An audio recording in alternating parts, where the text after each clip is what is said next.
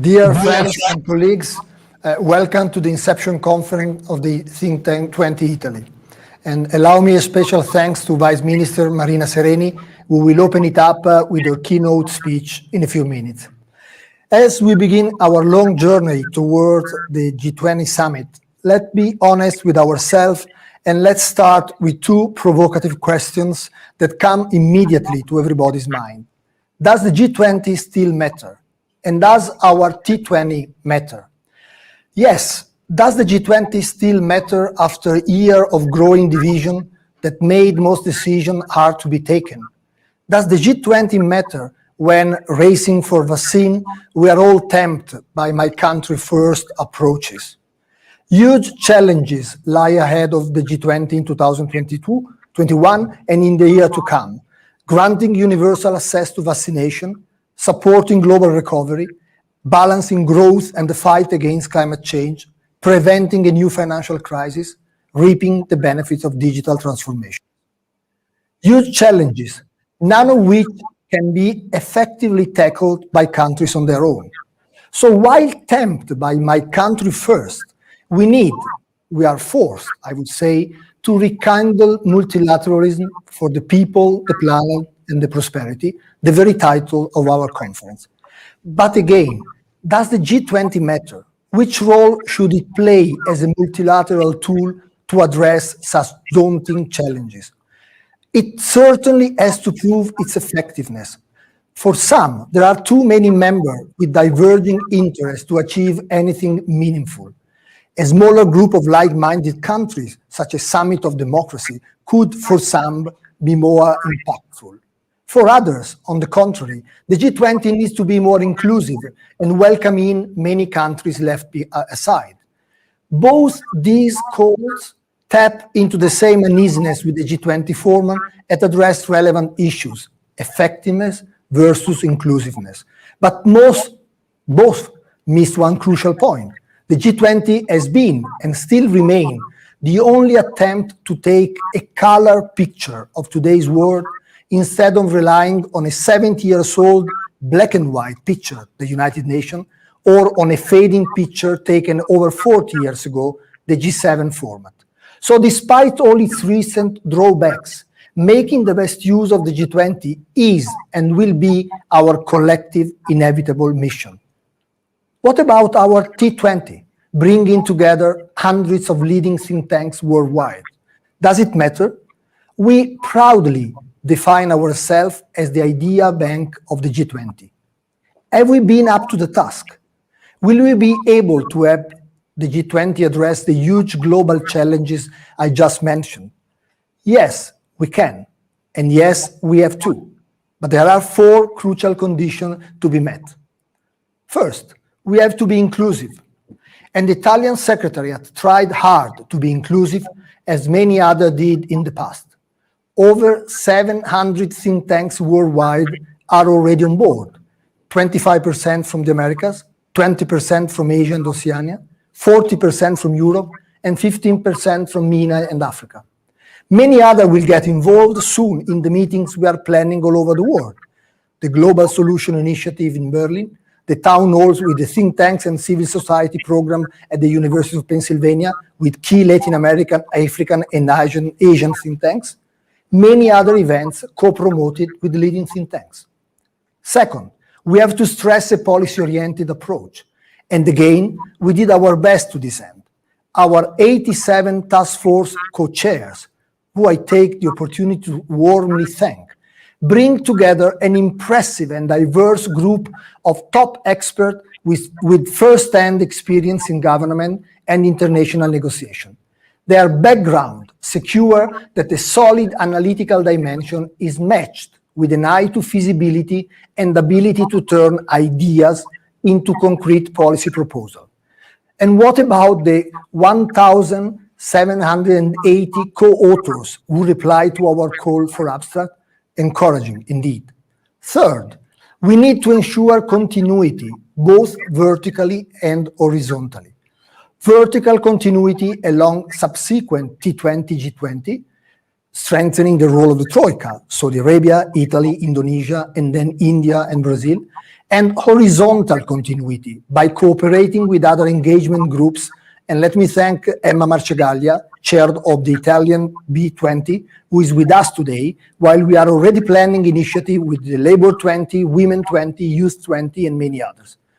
Last but not the least, the T20 will matter as the G20 Ideas Bank if we manage to help the G20 prioritize the priorities.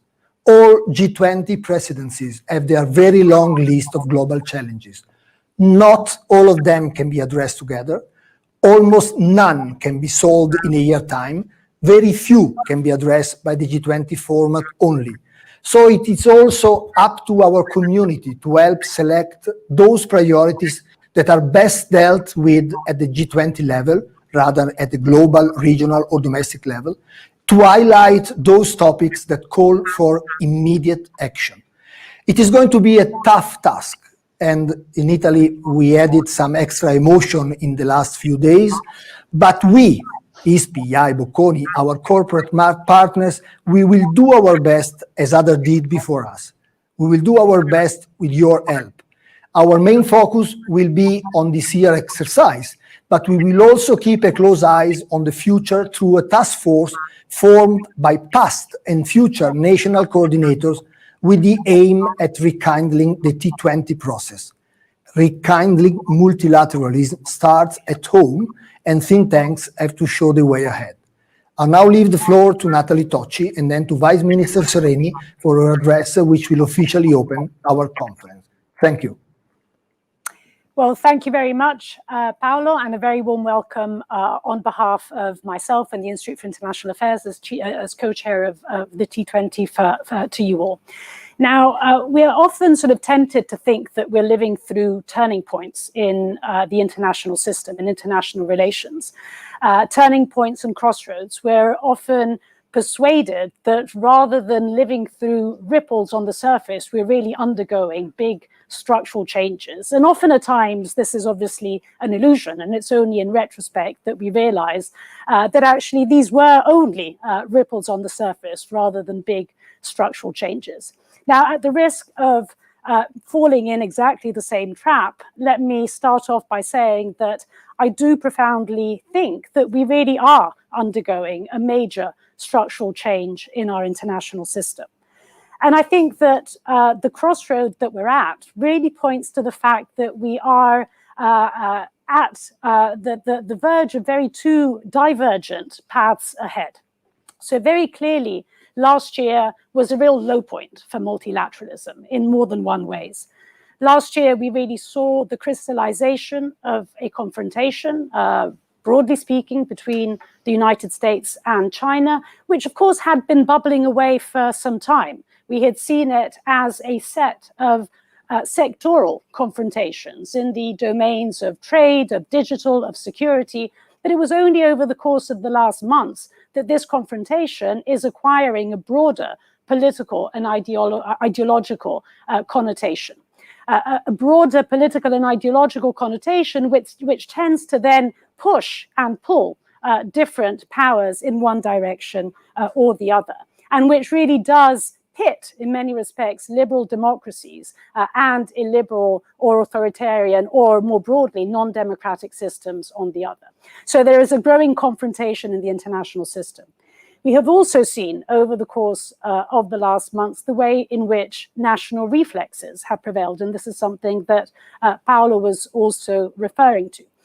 National reflexes which now are, of course, crystallizing in the form of vaccine nationalism and in the fact that We know and we are watching in dismay, and yet very little is being done about the fact that particularly less developed countries are being left out and being left behind in a manner that we all know is going to have a massive boomerang effect on developed countries as well. We have seen the way in which trade protectionism is on the rise. Trade protectionism, which of course has gone hand in hand with a broader drive towards deglobalization, towards nearshoring, towards reshoring, and most recently in the form, of course, of export controls, particularly when it comes to vaccines themselves. And then, of course, we have seen an increasing drive towards unilateralism in peace and security matters. We have seen the eruption of new wars from Ethiopia to Nagorno-Karabakh, and we have seen the non-resolution of old wars across the globe, with the call from UN Secretary General Guterres for a global ceasefire largely going unheard. We have seen more broadly the undermining of multilateral institutions, from the World Health Organization to the World Trade Organization. Now, at the same time, having said all this, very clearly the months ahead and the months that have preceded us really do point to the fact that there is a different direction lying ahead, because it is very clear that, and this has become increasingly clear over the last months, that all of the major global challenges that we face, from pandemic to climate to digital to security to economic recovery, all are intrinsically transnational in nature. And this is an awareness which has really consolidated over the last months. There is a growing appreciation that none of these challenges can be actually addressed by acting alone or acting in a disparate manner. So 2021 really does put us and pit us at a crossroad. On the one hand, it is very clear that there is a risk of succumbing to closure. Look at the way in which the European Union, which is intrinsically a multilateral entity, really has been feeling increasingly with a back against the wall and falling into the trap of closure, for instance, through export controls. We have seen the way in which the exacerbation of the confrontation between the United States and China is certainly not on the decline as a new administration has taken office in the United States. But at the same time, this is a year that does really offer an unprecedented opportunity to relaunch multilateralism in a manner which really does point the G20 at the core. And it puts the G20 at the core for one of the reasons that Paolo himself was highlighting, i.e. the fact that it does really represent an incredible mix of inclusiveness and yet flexibility, which enables effectiveness in a way which probably no other international and multilateral format is able to do. Now, in order for G20 to represent a key contribution to the relaunch and the revamping of multilateralism, I think that the task that the G20 has and the task of the T20 in informing and assisting the G20 in this process is to ensure that behind the three flashwords that we've heard, people, prosperity, and planet, there is not simply a long wish list of things to do. It doesn't need to have a very long list of things to do, so long as the things that are done are actually done. If in the case of climate, we simply agree on actually delivering, whether it's on climate finance, whether it's on climate taxonomies, if in the case of planet, we actually do make some concrete steps forward on vaccine distribution, if on economic recovery, we do make some concrete steps forward on, for instance, debt relief, it doesn't really require, as I said, a long list of points. It really does simply necessitate that a few points, and the G20 ensures that a few points that agreed are actually delivered. And I think it's with this broad spirit in mind that I hope and I think that the works of the T20 moving ahead can actually contribute. Now, let me now turn and give a very, very warm welcome to Deputy Minister Marina Sereni. I would have thanked her anyway, but I think she deserves an extra thank given the very delicate moment of suspension, in a sense, that Italy is facing at the moment, which I think reaffirms the fact that regardless of, again, the ripples on the surface, there is a very strong and structured political and institutional commitment that this country has to the G20 in the year ahead. Marina, the floor is yours. Thank you. Thank you very much, Natalie. Thank you to Paolo. This year, Italy holds the G20 presidency. It is an honor, but in time like this, it is especially a great responsibility. From the very beginning, Italy has been hit hard by the pandemic. In March and April 2020, the terrible images from Italy determined the future global narrative on the COVID-19. Italy was the first country after China to impose strict lockdown, understanding that it was the only way to overcome the emergency. Sembravano traversie ed erano infatti opportunità. They seemed threats, but they were, as a matter of fact, opportunities. With these words, the Italian philosopher Giambattista Vico depicted in 1730 a lesson that we had heard multiple times over the last years, but we struggle to learn. In light of this, COVID-19 is yet another bell tolling to us. We are aware that the global health crisis we are facing has turned itself into a polycrisis, involving also the economic sector with equally serious consequences. This year's presidency of the G20, which has the task of promoting social and economic reconstruction, is significantly held by Italy, the first country in Europe that to be seriously affected by the pandemic. We now have a commitment that we must fulfill by joining all of our forces. It is not a coincidence that most of the G20 members are suffering the most severe social and economic consequences of COVID-19. The virus has reaffirmed the great interdependence that today binds, for better or for worse, all our countries, especially the most industrialized ones. At the same time, COVID-19 is also weakening with an even greater impact development and emerging countries in Africa, in the Mediterranean, and in Latin America. The pandemic, as pointed out by many, has acted as an accelerator, affecting several social and economic dynamics that were already taking place, both at national and at global level. The impact of some of these dynamics, starting from growing inequality, risks being unsustainable. The first task of T20 Italy, coordinated this year by the Institute of International Political Studies, ISPI, which co-chair it with the Istituto Affari Internazionali, IAI, is to turn the spotlight of these dynamics.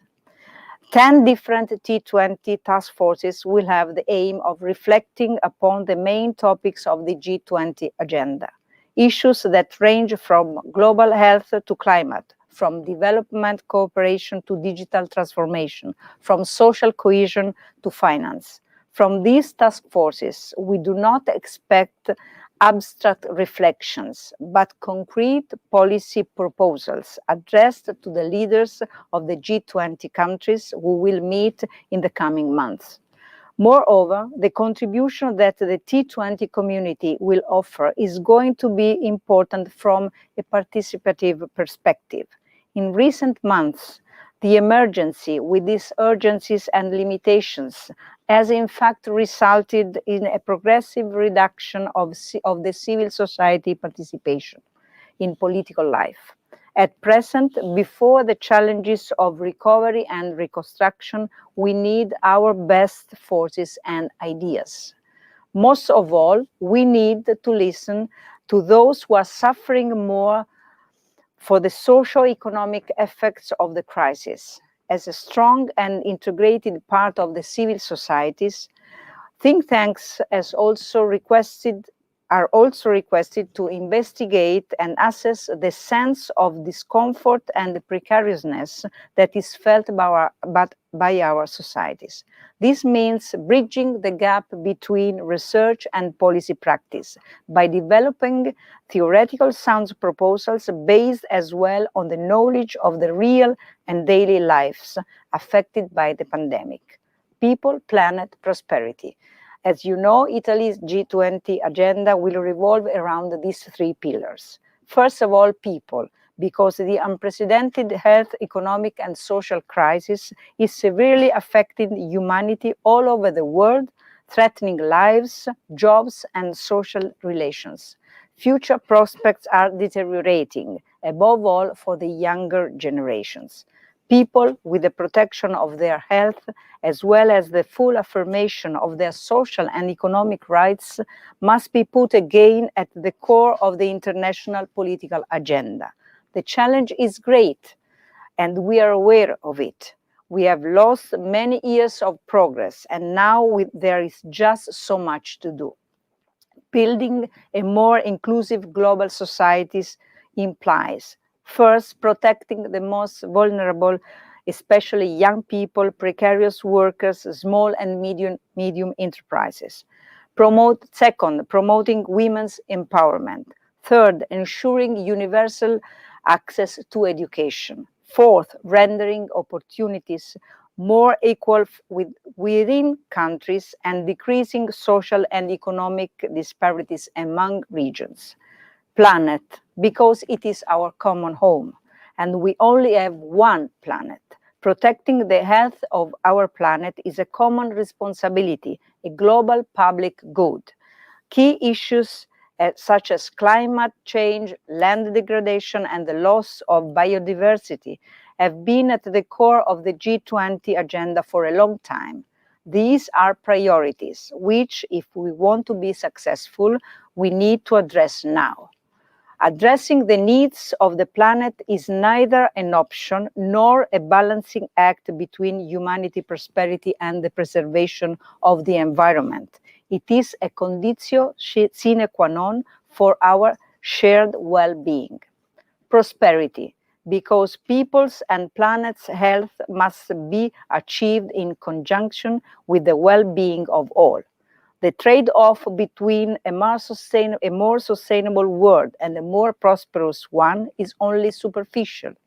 Technological innovation, and in particular the digital revolution, can help us to reduce the impact of human activities.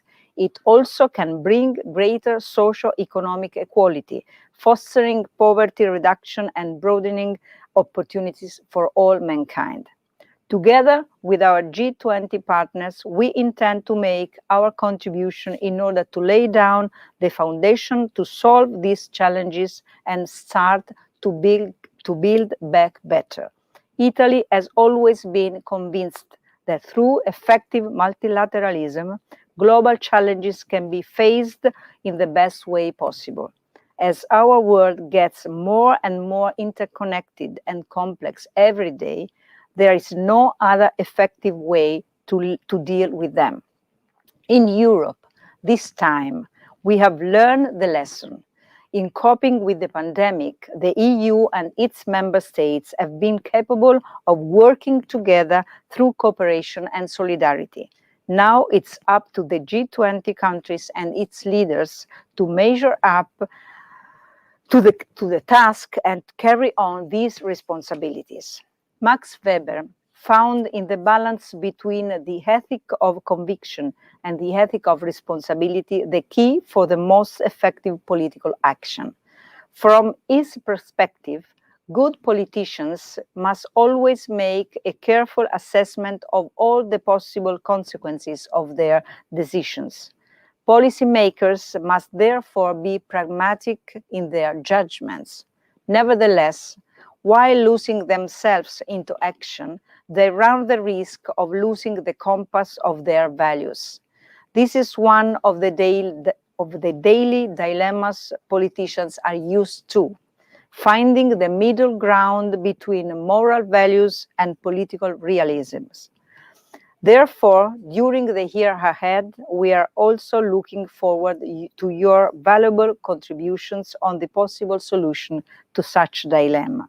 Today, more than ever, as the President of the Italian Republic has also reminded us, we are asked to act as builders, charged with giving life to the future. It is a unique opportunity that requires the commitment and involvement of the whole society. I am sure that the reflection of T20 will bring an important contribution to the work site we have opened. I wish you good luck and a fruitful work. Thank you. Thank you, Deputy Minister. Thank you for your opening speech of our inception of the Italian T20. I now have the pleasure to turn to Maria Cuffaro, which will be chairing the first session of the inception on people. Maria.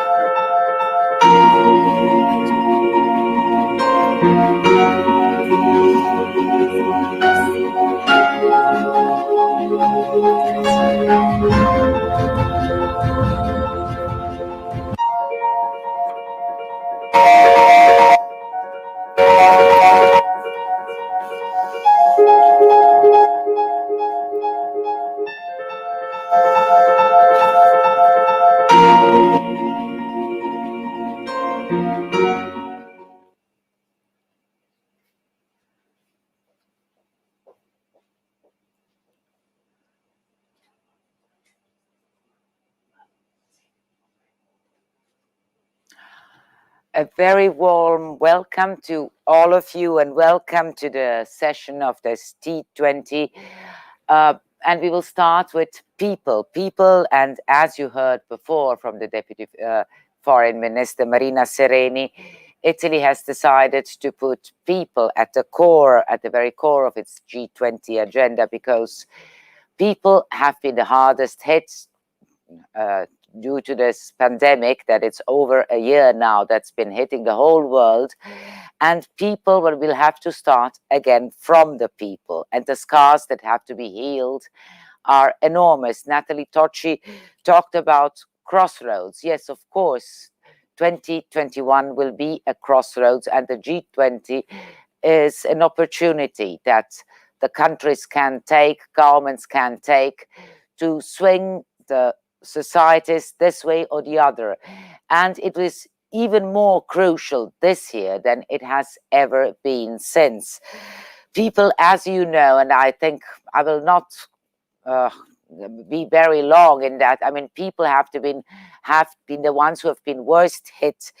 The social challenges, the increased poverty, inequalities, I mean, all this have increased enormously.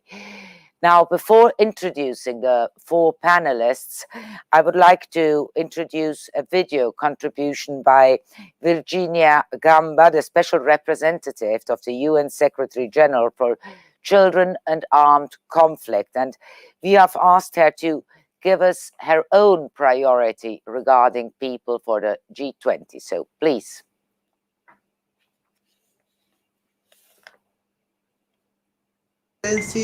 Ladies and gentlemen, The G20 must lead the change towards a better and brighter future for the entire global society. Building a more inclusive global society implies protecting the most vulnerable, and protecting children affected by armed conflict should thus be a priority. As we speak, the lives of millions of boys and girls are disrupted by war. Children trapped in armed conflict are abused and used as a primary fuel of groups waging war. The impact of conflict on future generations may sow the seeds for wars to continue or to re-emerge.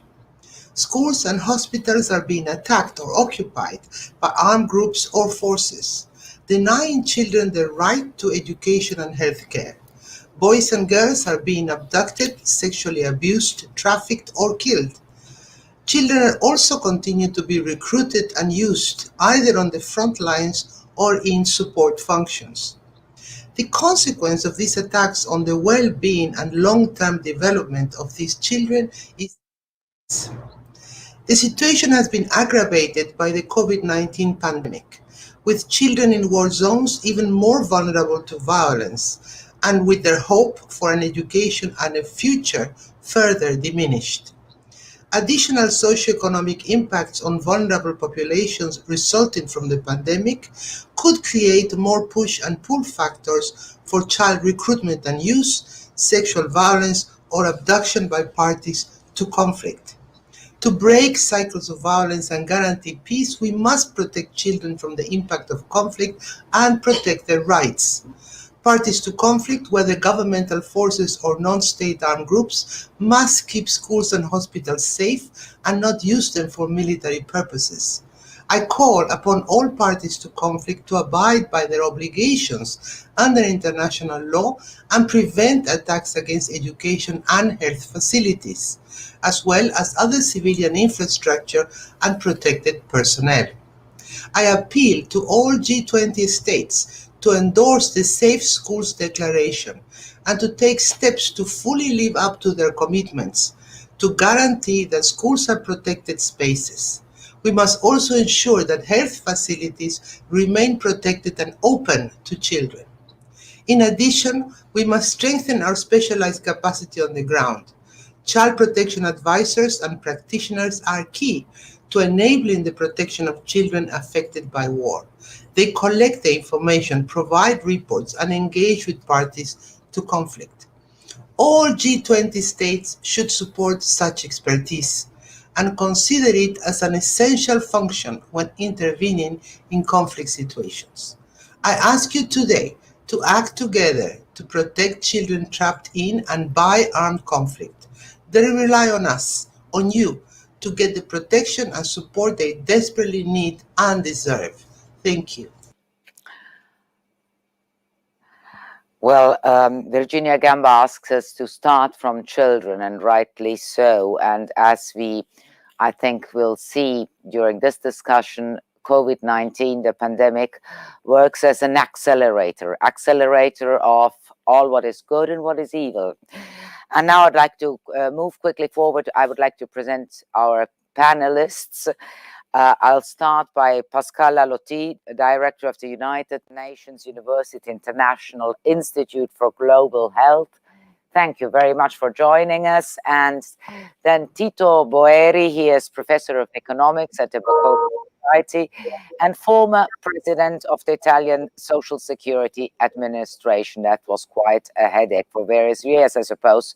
And then, of course, we have Emma Bonino. She was our former foreign minister. She is Senator of the Italian Republic and former European Commission. And James McGann, Director of the Think Tank and Civil Societies Program at the Lauder Institute, University of Pennsylvania. There has been a slight change of plan due to, incoming obligations, and so Emma Bonino, she will have to leave us, as you heard before. I mean, we are having quite a stressful moment, let's say, at the moment in Italy, internal politics. But so I would like immediately to give the floor to Emma Bonino. that I welcome very much. And what I can say, having known her for now many years, that if there is a real fighter, that is her. I have known her since the 1970s. She has always been vocal on the streets and in the places of power and outside for women's rights, for abortion rights, the rights to divorce. And I mean, that's always been her. And she has not stopped, it seems. Because now I would like to ask her to give us her point of view regarding probably the most delicate issue regarding people.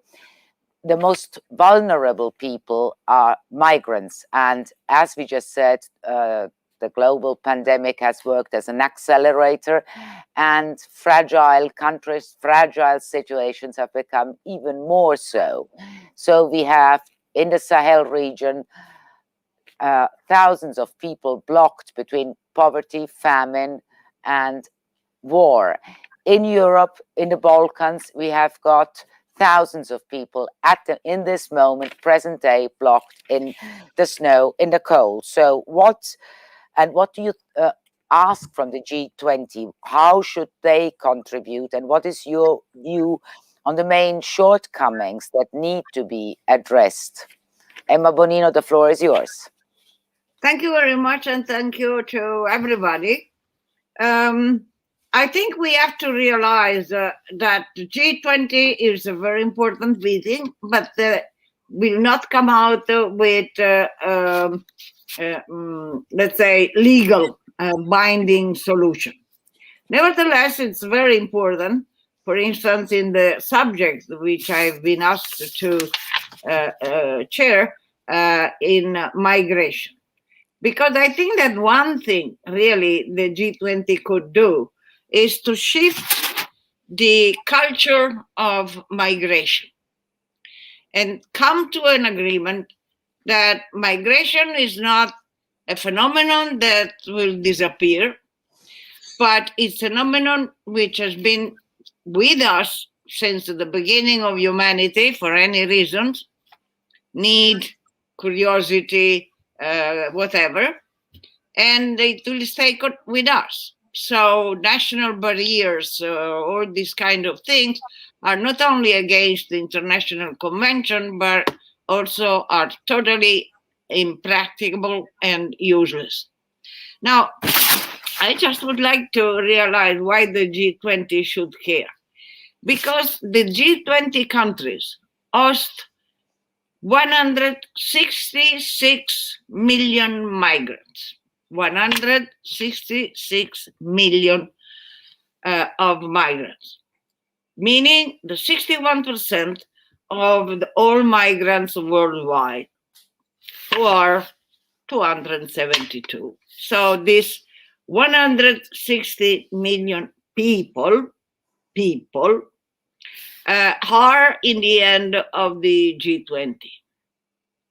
And there is no possible solution, in my idea, that exclude them from our path ahead. I also think that rather than the problem, they must be part of the solution. And that what we have faced for decades, and particularly in some countries, and particularly in recent time, is not a refugee crisis, but rather a refugee policy crisis. Anyhow, they will be with us, they will stay with us, and I think that here, or in the country of origin, there is a basic need now. I would like, I don't want to preempt the work of the task force on migrants, but I would like to stress the need in this particular moment to see vaccination and vaccine as a common good in order not to increase the divides between the rich country and quote unquote poor country, which is a real risk.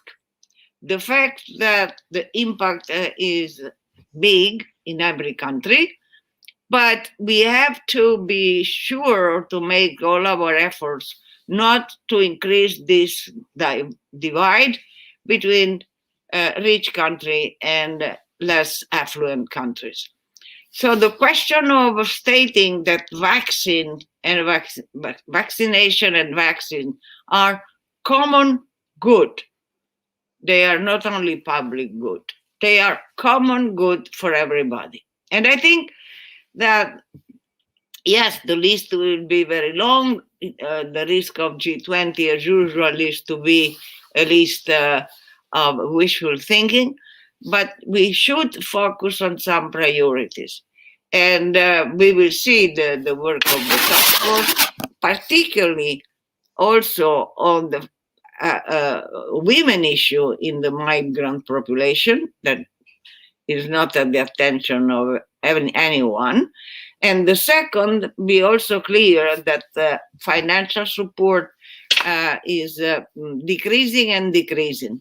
And even the remittances are in decline, heavy decline, 20% in 2020, according to the World Bank. So I can end it here. I don't expect some miracle or legislative binding, but yes, we should work on these two, the cultural change, the vaccine and vaccination, and the question of impact, and consider the migrant people on the move, 166 million in the G20, as part of the solution, not only the problem. Thank you. Thank you, Emma Bonino. Can I ask before you leave us, I mean, which is the situation that worries you most, and where would you ask the G20 to make the first and real commitment? Well, I would say that the first, I repeat myself, but to see that people on the move must be part of the solution of our way of living. Nobody will stop them. We have seen this phenomenon since a long, long time. So stop any kind of wording like invasion, etc., etc. No, this is a structural phenomenon that we have to manage.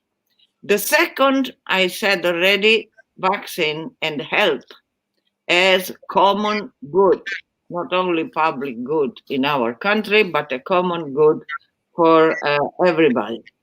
The third one is to put particular attention to the most fragile among these fragile people, meaning women, mother or not mother, young or not young, but women are key in also the eventual practice of integration and so on and so forth. I don't think that G20 can go deeper in analyzing the national situation, etc., etc. But these 3 points must be at the attention, I'm sure. Emma Bonino, thank you very much for being with us, and I know that you have to rush off, but it's been a pleasure seeing you again. Grazie. Ciao. Ciao, grazie.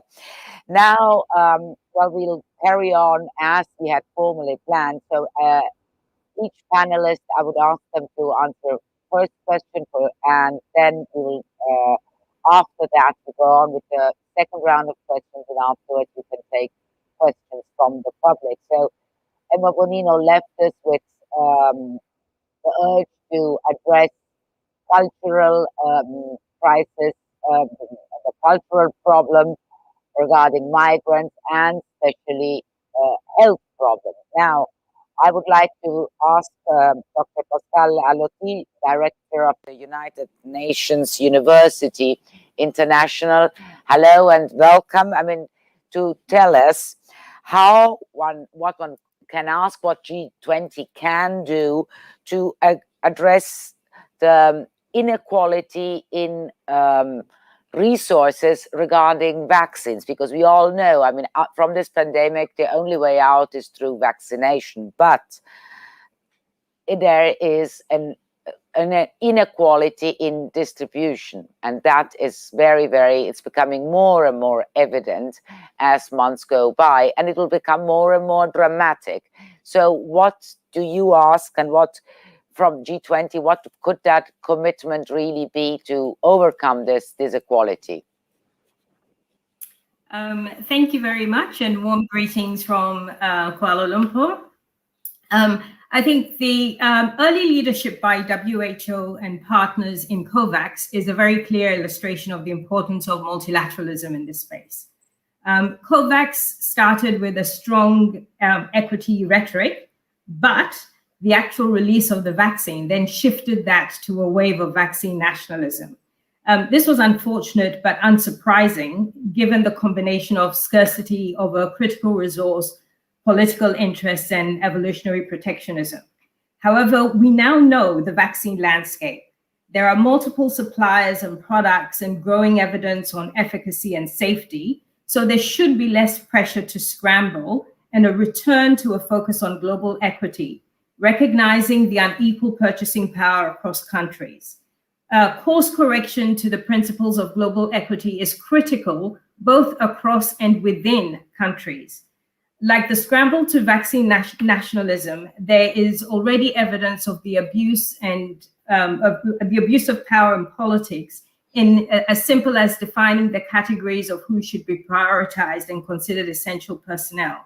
And the idea of protection of the most vulnerable doesn't feature in the policies of several of the low and middle income countries, and accountability will be meaningless without clear guiding principles and standards.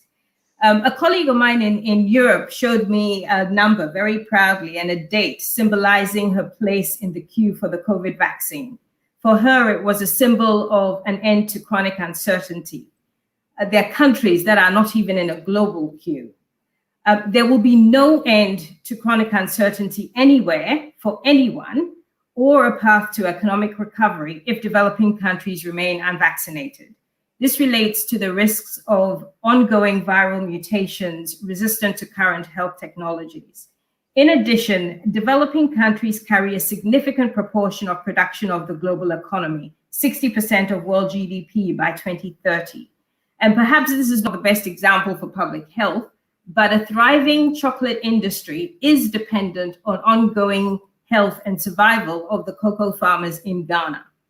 The pandemic has illuminated just how deeply unequal our world is. The response, however, has to go beyond age-old charitable models. We have an opportunity here to engage with the causes and long-term solutions for global equity. So from the perspective of the G20, ensuring equitable access to vaccines opens up an opportunity to revisit debt relief initiatives, interest-free loans, and other models that will enhance the ability of developing countries to, in turn, increase their investments in global public goods, putting them in a stronger position to engage in COVAX and other related programs. The G20 needs to recognize the relevance of regional blocs such as the African Union and regional development banks as partners in the global effort. So to summarize, the G20 can, one, end vaccine nationalism and trust in a multilateral system that can help to support equity, recognize that none of us returns to normal, new or otherwise, unless we're all assured the pathway to prevention. Three, engage with initiatives that enable developing countries to be at the table to discuss access for their populations. And finally, additional investment from the G20 countries into equitable access is a good investment for all of our futures, not just because it makes economic sense, but because it's the right thing to do. Thank you, Professor Loti. And well, we'll get back to that on the second round of questions. Now, I would like to address Tito Boeri, the Professor of Economics at the Bocconi University and our former President of the Italian Social Security Administration. Professor, good morning. I'd like to ask you about economic and social inequalities that the global pandemic is increasing substantially. So what do you think one can still do to prevent it? Well, first of all, good morning, good afternoon, good evening, depending on where you are located. And thank you so much for having me. Maria, you asked a very relevant question. Thank you so much for raising this issue. Because, you know, income losses associated to the pandemic have been concentrated on those who were already at the bottom of the income ladder to start with. It has been estimated at the World Bank that between 88 and 115 million people were pushed back into extreme poverty by COVID-19. And these were set back, de facto, poverty reduction plans by about 5 years. Even in relatively high-income countries, unskilled workers, notably those who were employed in those sectors that had been most hardly hit by the lockdowns, such as transportation, tourism, restaurants, entertainments, have lost their jobs and will find it hard to be re-employed. New dimension of inequality, of opportunities in particular, arose adding to the pre-existing ones. School closure closed de facto the most powerful social elevator. Remote working is being imposed also to workers experiencing difficult housing conditions. And this regression to the organization of work that was prevailing before the Industrial Revolution is increasing inequalities in working conditions even among workers of the same firm and having the same skills and experience. Not only economic risk, but also health, contagion risk is concentrated among some of the most disadvantaged groups. And among those who survive from COVID-19 infections, many bear the scars that are bound to reduce significantly their capacity to generate income for their families. Several G20 countries introduced mitigation measures aimed at supporting individuals not in condition to work during the pandemic and have strengthened their safety nets. This has been done primarily by increasing the public debt, which was the right thing to do under these circumstances. Other countries, for instance, some Latin American countries such as Venezuela, Argentina, and Ecuador, which were already facing severe economic conditions before the pandemic, are finding it hard to finance the social protection schemes via issuing public debt at relatively low yields. Problems in the developing world are even more serious and cannot be overlooked. One of the lessons of the pandemic is that there are very large, huge, I would say, spillovers across nations.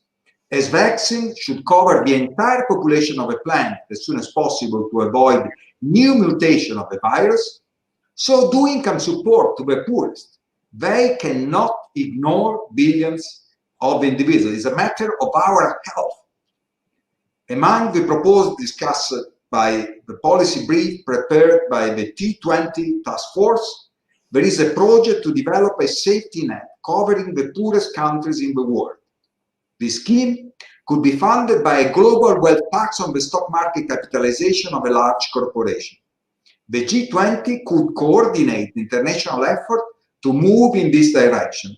It could also promote the circulation of best practices in reorienting unskilled workers hit by the crisis towards new technologies and toward the demands of the health and care sector. This will require the development of new tools, such as, for instance, wage insurance schemes and the revamping of employer-based qualification training. Thank you.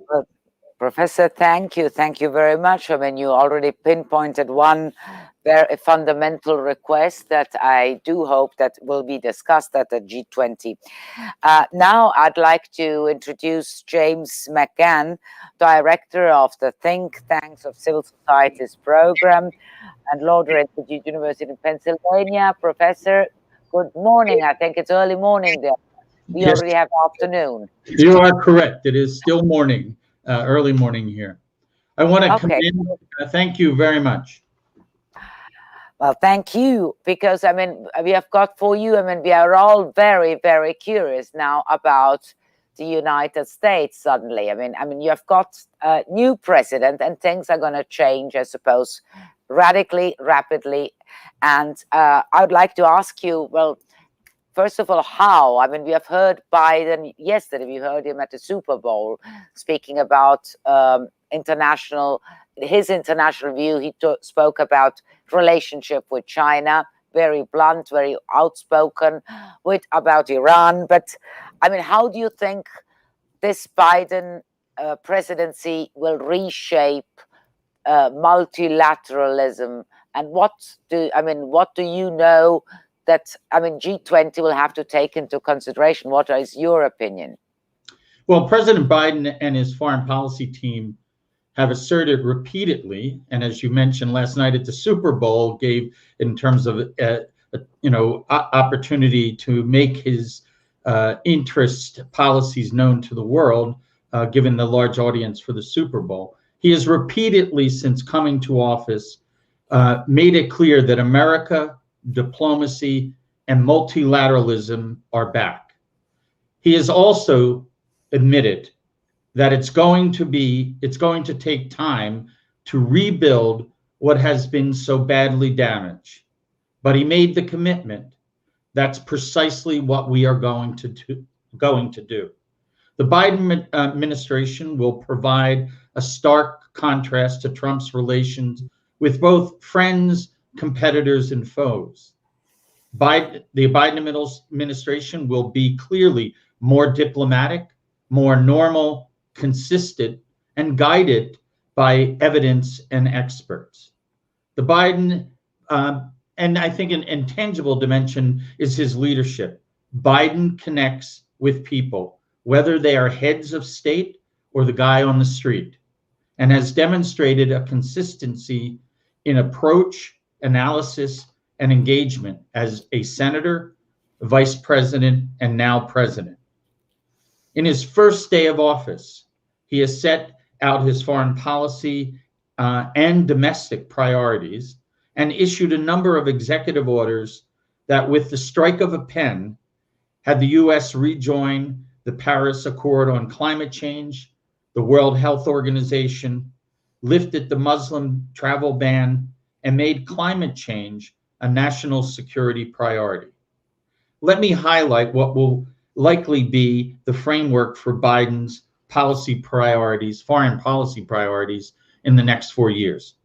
First, he has a clear understanding that support for a constructive U.S. foreign policy begins at home, and this is dependent on the rapid and effective response to COVID-19 and rebuilding the economy.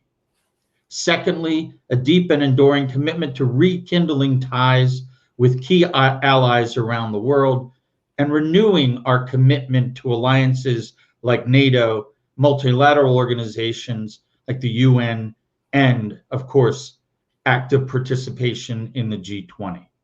Thirdly, he believes and is focusing on restoring the focus on democracy and human rights and raising these issues with leaders of countries like Russia around the Navalny issue, China on Tibet, the Uyghurs and Hong Kong, in Myanmar, and in Saudi Arabia.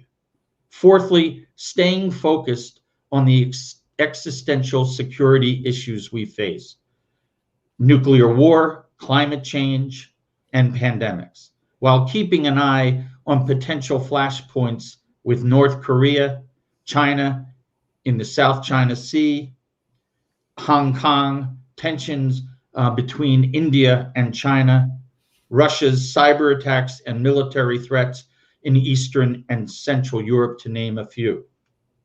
His father said to him, and I will quote, he called him Champ. He said, "Champ, if you focus on everything, you focus on nothing." And he will remain laser focused on the existential threats in terms of foreign policy.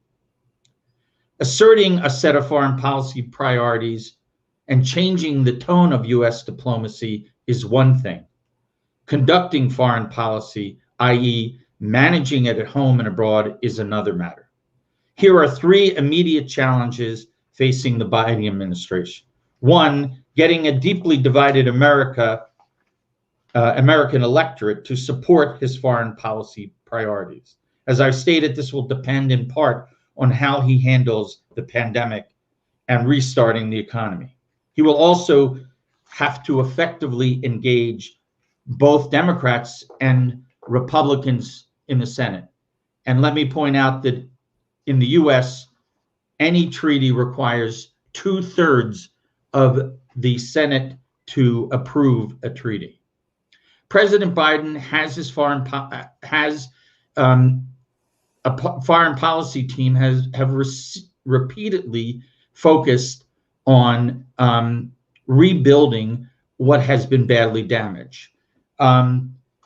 The struggle here, or the challenge, is rallying friends and allies to support a unified front in combating climate change, proliferation of nuclear weapons, protecting democracies, and human rights, and assisting countries that have been badly ravaged by COVID-19. Managing the nuances, complexities, and interrelated dimensions of US relations with both our friends, competitors, and foes will be a daunting task. Clearly, Biden has his work cut out for him, but he is up to the task and has surrounded himself with experts who can help guide the US through turbulent and uncharted waters. Let me end with a quote from Biden and his assessment in 2016, what the next administration will face. He said, "We will have to contend with uniting the Western Hemisphere, deepening our alliances and partnerships in Asia, managing complex relationships with regional powers, and addressing severe transnational challenges such as climate change and terrorism." The reality is the only things that would now add it to that are three. One, the challenge of both domestic and international terrorism, clearly the pandemic, and the inevitable black swan that will face his administration sometime during the course of the next 4 years. Thank you very much. Thank you, Professor. And we sure do see, even in this few weeks, it is evident, I think, to everybody that, something has really radically changed in Washington, and maybe to many it's also a big relief. Questions are coming in from our viewers, and I would like to start the second row of questions, and I'd like to go back to Professor Pascal Allotti from Laila Simoncelli, that is viewing us online. I just read to you her question that sounds like this: what will the G20's commitment to making vaccines and pandemic treatments a global public good for all? What do you think? Would that be liberalizing the patent protection and licensing? And then what I would add, I would like to know your point of view regarding data sharing, because the pandemic has made it very, very clear that one can only get out of it with cooperation, which is also, scientists did come up with various vaccines, probably because they did have collaboration without any regard of borders or nations. And that was probably the first time that it has been done in such a hurry and so well, is to be said. So what do you think? Should the vaccine be liberalized and the patent protection be taken off? And should one share as much data as possible? Of course, there are some countries that think differently, but what do you think that G20 should commit on this? So if I take the data question first, clearly, I guess for both questions, clearly within the context of a pandemic and a crisis situation like this, there does need to be some change. But the critical thing is that change is, the crisis may be a catalyst, but it does show that change is possible. And the sharing of data was the generosity was incredible in the data sharing that made the vaccine development and testing usually a multi-year endeavor possible within a very short period of time. The genetic sequence of the virus was shared, clinical trials data was shared, and so on. And WHO has established platforms for learning and sharing of expertise. I mean, I think this has really been unprecedented. But there is always room to do better. I think there's been a mushrooming of data platforms that are often duplicative, inefficient, and the quality is unclear. The capacity to optimize the analysis and interpretation is often limited to a handful of institutions, usually in the global north, which leads to the control of the narrative about what works regardless of the context. Low and middle income countries are often reduced to being data collectors for scientists who generate real knowledge in the institutions in the global north. So what should WHO and the G20 do? I would suggest, again, three points. One, invest in and strengthen established national and regional bodies. I refer, for instance, to the WHO Regional Health Observatory, Centers for Diseases Control, national data warehouses, and so on. The hard work has been done already in establishing their credibility, the public function, and the infrastructure. And a concrete proposal would be to enhance their function and ensure they remain depoliticized, so that we don't have to invent new wheels. Secondly, we need to strengthen the collection and sharing of disaggregated data. The inequities are very clear, as I mentioned before, with the pandemic. There needs to be disaggregated data by gender, by ethnicity, indigeneity, migration, and so on. We know that these are the social determinants, and we need to understand what the dynamics are in order to make sure that we leave no one behind. Third point is recognition of different types of data, because there's only so much that we can learn from the current measurable indicators that are provided by epidemiology and so on. And finally, data sharing offers an opportunity to establish mechanisms for coordination, I think, between governments, the private sector, and philanthropy, to be able to tie together the critical areas for regulation, sharing, accountability, and scale up. And this ensures that the change that we've got now is change that can be sustainable. Very quickly on the patent protection and licensing question, I think, again, we are in unprecedented times. And I think the relaxing of regulation for the moment that we're in is necessary. I think it also gives us pause to rethink in the future what has not worked in licensing before, and how we can build it back better. Thank you, Professor Lotti. Now I have got a second question also for Professor Tito Boeri regarding students, regarding school. They have been very badly hit. I mean, in Italy, we know, I mean, most of our sons and daughters, I mean, they're still at home studying online with all the difficulties that comes with, and all the inequalities as well. So I wanted to ask you, what could G20 do, I mean, to address this big challenge? Because this 1 year has put young people, students, under a considerable amount of stress. And these students, they will be anyhow tomorrow's workers, tomorrow's class. And so what should one do? Well, there is little doubt that education should be a priority for G20 government, especially under these circumstances. Because education is, first of all, the main social elevator, the one providing some remedy to the inequality of opportunities that is prevailing worldwide. And during the pandemic, there were serious problems in this respect, as I was already reminding before. About 500 million children had no or limited access to remote learning in the first wave of the contagion. We don't have as yet data for the second wave. I expect that were not many less than this number. And they were coming mostly from marginalized segments of the population.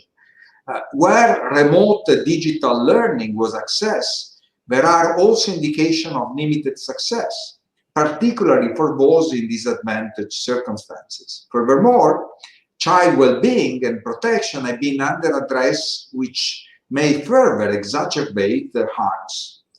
Inequalities will compound on those in existing emergency and conflict context and those facing hardcore exclusion due to intersecting factors of gender, race, language, and disability.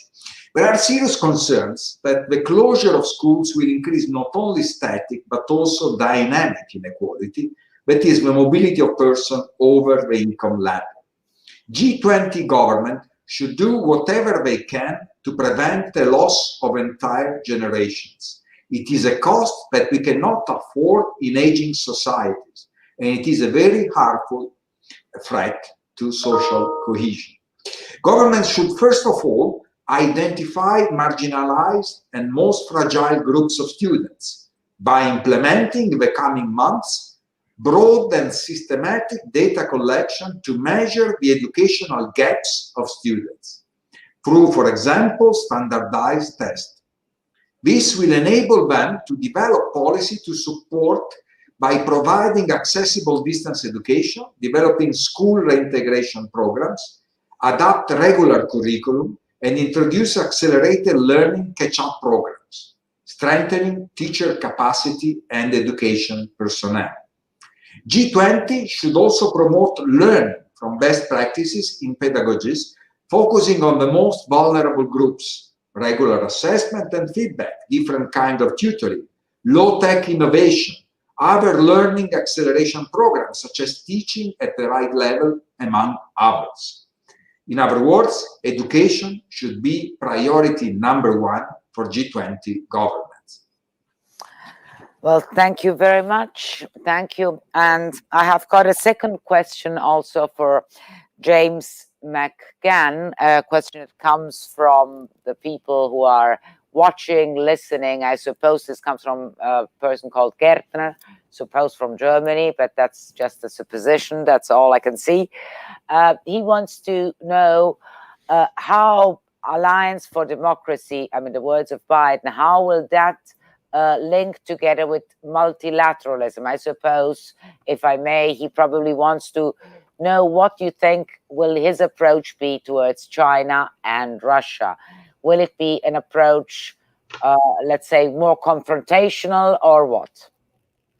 I think it will be, as I indicated, particularly or specifically with countries like Russia and China and others.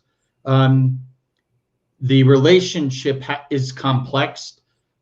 There are a number of both strategic and national security concerns that need to be balanced and managed. So that it is not an easy task, but I think there is a clear difference, both in tone and in substance.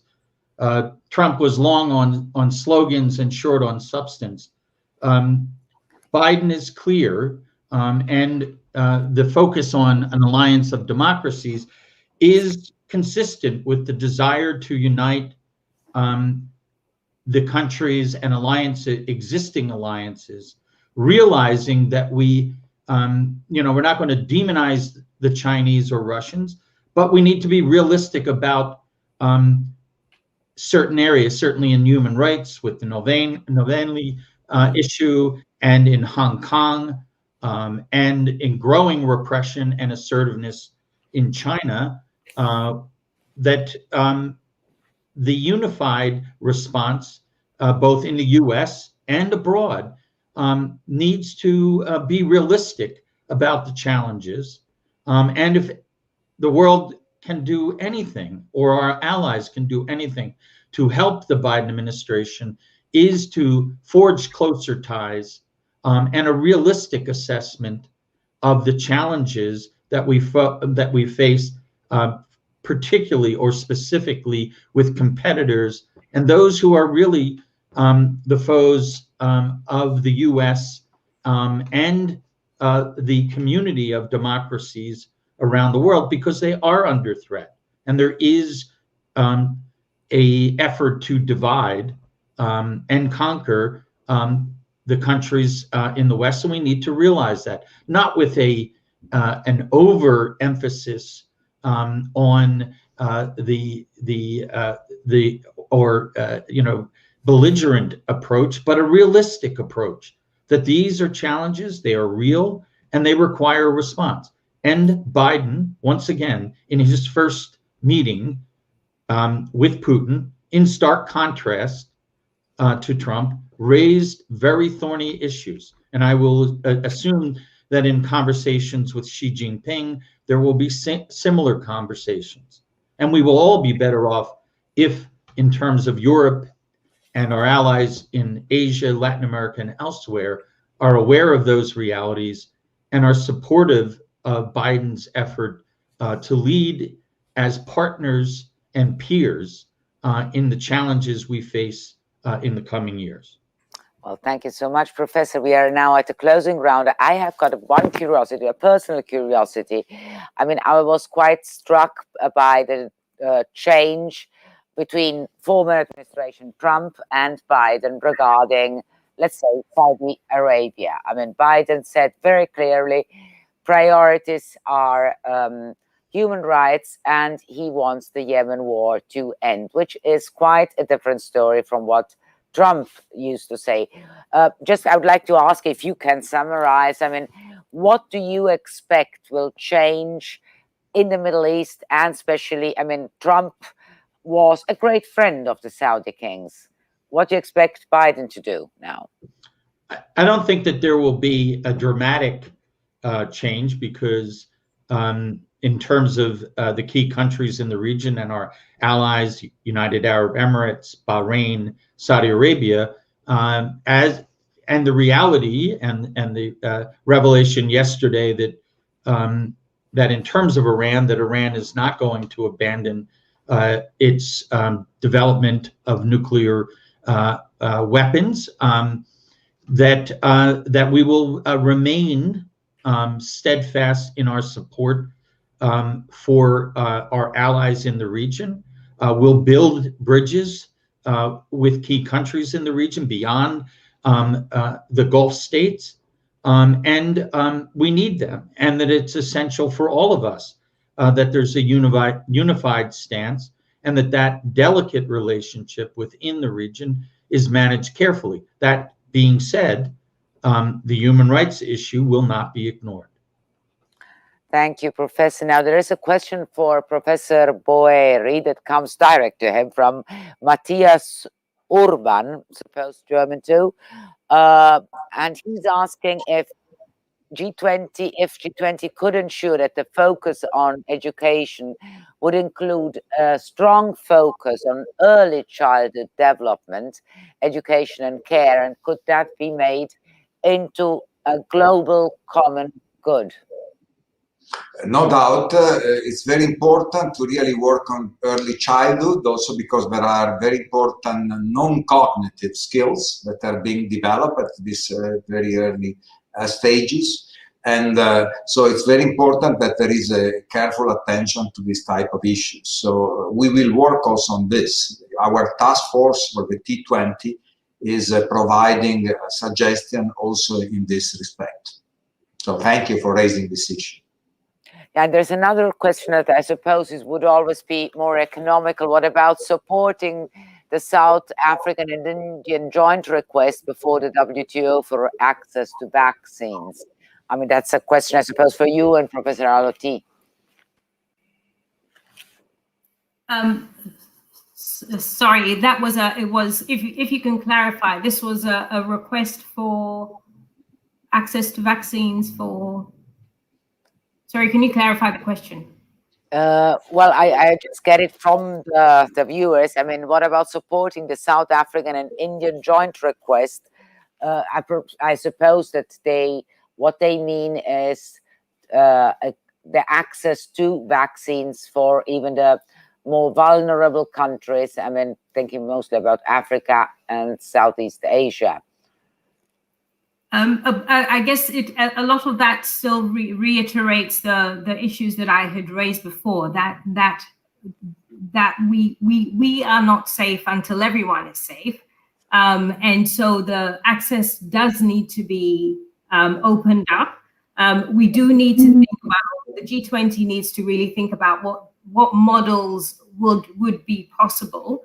But I think the reassuring thing is that the vaccines market really has opened up. The greatest concern, I would say, is the tendency now for hoarding, which totally closes off access for a resource that is currently limited, but doesn't have to be. And that opening up needs to happen. And I think that's where the G20 leadership needs to be, really pushing back for a global equity model. Professor McGann, I mean, you are the director of the Think Tanks and Civil Societies program. Now, with the Biden administration, you have a more multilateral attitude, even towards the administration itself. It's not one man at the lead like it was, let's say, 2 months ago, but he is a man who likes teamwork. So what are also the contribution that think tanks can have? What is the idea that you have of how the interaction with this new president will be? Well, 2 points. One is I want to commend the Italian T20 for its, what I describe as a commitment to make the T20 and G20 as modern as the global marketplace of ideas by focusing on inclusion, a digital approach, and policy relevance.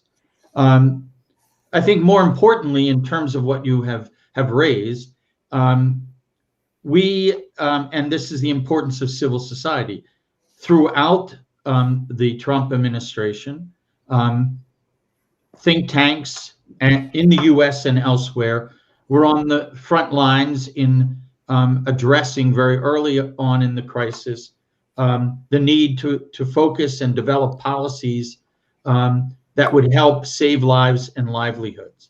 So thousands of think tanks around the world joined together in early April, came together and developed a series of proposals to address the public health crisis, the economic crisis, the need to address vulnerable populations, and to emphasize international cooperation.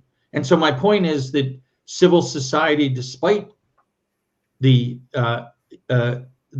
Trump administration, was very active, and the TTCSP was very active in engaging the global community, and from my standpoint, emphasizing the importance that while the administration may not be supportive of multilateralism and international organizations, institutions, think tanks, and other civil society organizations in the US were actively involved in building and sustaining the relationships with institutions. And that will continue and be a little easier under the Biden administration, as it was with the Biden and Obama administration. Thank you so much, Professor McGann. And of course, I mean, Biden was the vice president when Obama was there. Now he's president. And that, well, I wanted probably one of the last round of questions. I wanted to ask Professor Boeri. First, we talked about how this pandemic accelerates inequalities and what the risks are involved in this acceleration that is happening worldwide. And we can even observe it here in Europe. There is another divide that is deepening, that is the gender divide in Italy, and surely he has seen the figures. I mean, it's mostly women who lost their jobs. And there is another issue that let's say, in Europe hasn't become central as it has in the States, race question. We have had, during the year of the pandemic, I mean, two major events that went global. Black Lives Matter. They have stressed and put into the front light very, very deep questions, especially regarding the United States, but not only. I mean, just see what happened in Africa, in many African states, in the UK, in France. So how do you think one should address, or do you think the G20 should address these two questions? Undoubtedly, the pandemic has increased, as I was saying before, inequality, and has put segments, very important segment of the population in very difficult conditions. And certainly there is a marked gender dimension of this inequality that has increased. In many advanced countries, being the service sectors, those being mostly hardly hit by the lockdowns, it were women to be those losing jobs, compared to, for instance, previous recession, like the Great Recession, where it was instead manufacturing, the key sectors being involved, and therefore also men were particularly hardly hit. So there is certainly a gender issue, which is very serious and should be addressed. And we are thinking specifically about how to deal with that, and how to help women to find a new job and to reintegrate into other sectors of the economy, if clearly the sectors that we're working on will not immediately recover from the pandemic. But more broadly, there are also other disadvantaged groups, and there are clearly racial dimension, age dimensions of these inequalities. And these are very serious threats to social cohesion, because these inequalities have increased for reasons that are completely independent of effort, of merit. Also, there are people who actually gain a lot from the pandemic and increase very much their wealth because they found themselves in the right sectors, those, for instance, very much engaged in online distribution. And people do not understand why this is going on.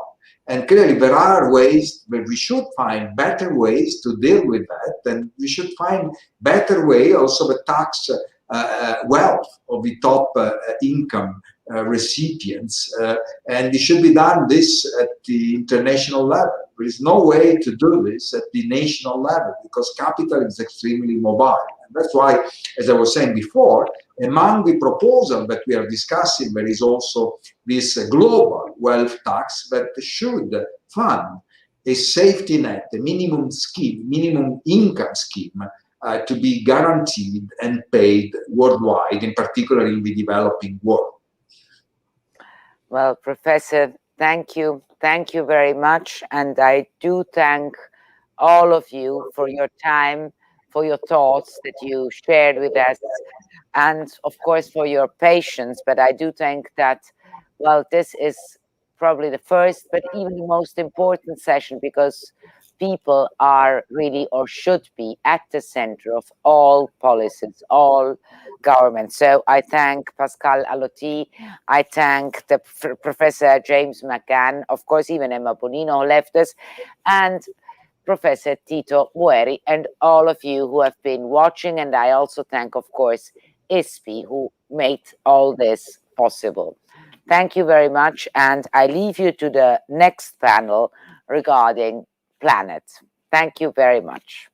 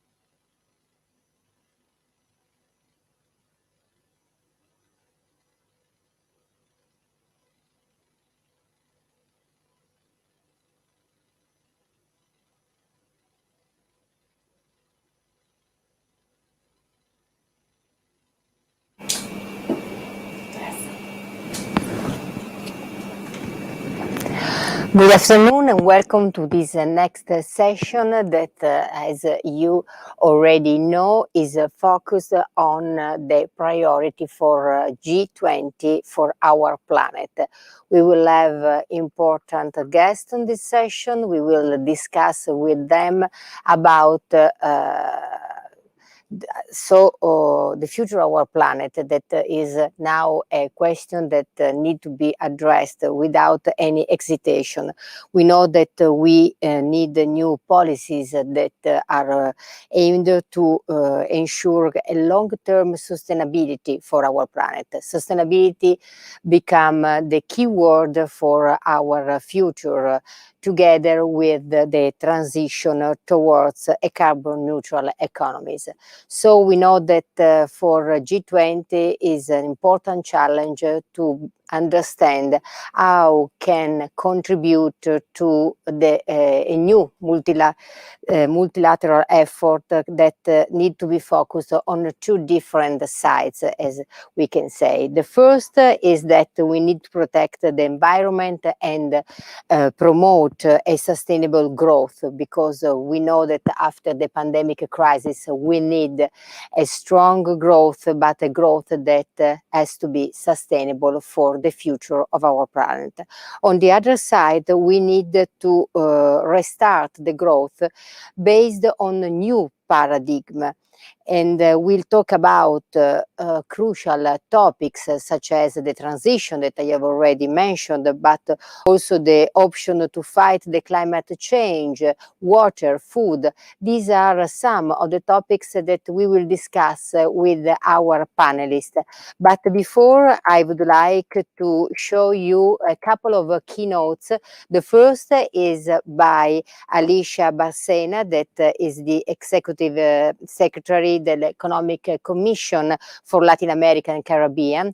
And after her, we will hear the top priorities for G20 for our planet from Fatih Birol, that is the Executive Director of the International Energy Agency. So let's hear them, let's listen to them, and then we will discuss with our guest.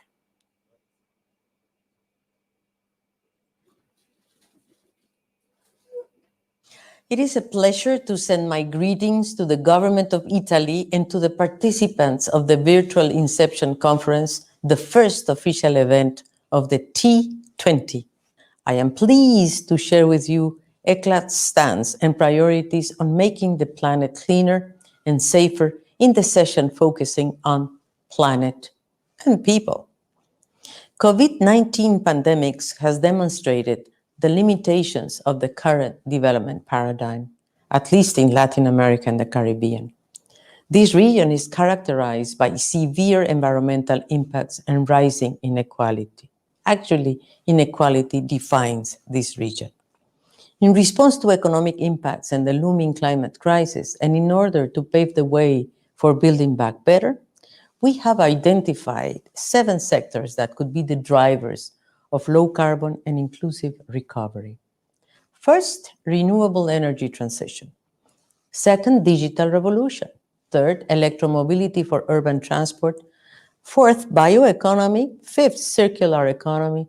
6, healthcare manufacturing. And 7, sustainable tourism.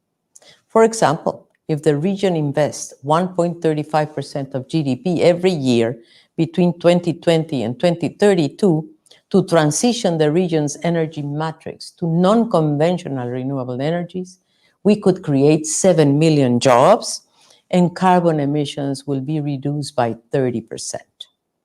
Increasing the recycling rate, another example, coverage of materials and developing local production chains in the circular economy could create almost 450,000 stable jobs and boost the region's GDP by 0.35%.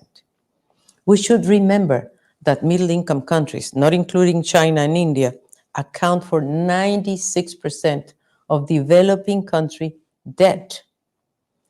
ECLAC proposal, for example, to establish a Caribbean Resilience Fund is a concrete example of linking debt relief and debt sustainability with green industrial policy, infrastructure, climate resilience building, and adaptation. The fund would be financed through debt reduction representing 12.2% of total public debt of Caribbean cities, amounting to only $7 billion. This is possible. ECLAC stands ready to contribute with its analytical and convening capabilities in Latin America and the Caribbean, and we count on the T20 support to put forward and support transformative policy ideas for an equitable and green global recovery. Thank you.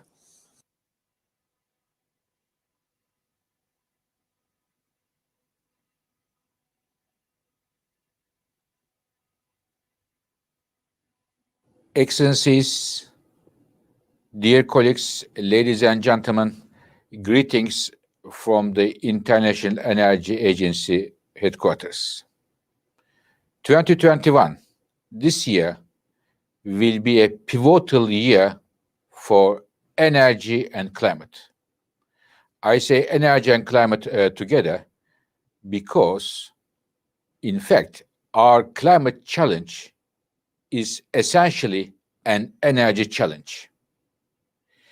Energy that powers our daily lives, our economies, makes our lives more comfortable, more productive, is at the same time responsible more than 80% of global emissions. So it is the reason International Energy Agency is putting clean energy transitions at the heart of its work throughout this year. And again this year, I have reasons to be optimistic. At least three of them, three reasons.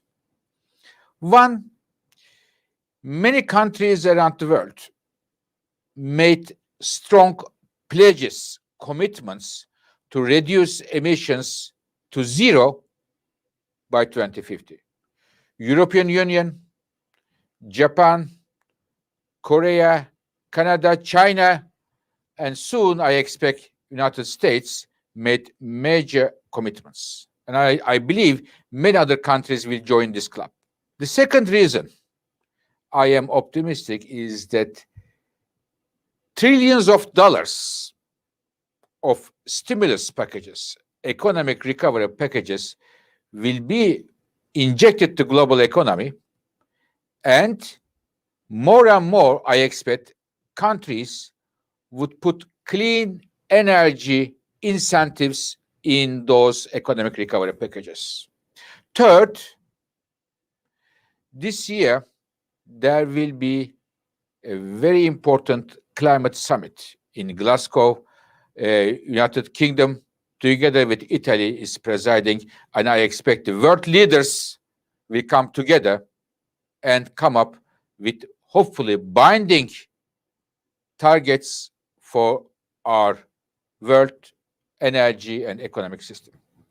In order to support the Glasgow COP26 meeting and other international meetings, we are going to publish world's first roadmap to reach net zero by 2050 in May.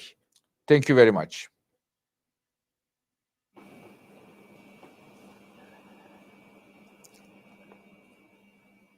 Now let me introduce to you our first panelist, Professor Jeffrey Sachs, that is director at the Center for Sustainable Development at the Columbia University. Good afternoon, Professor Sachs.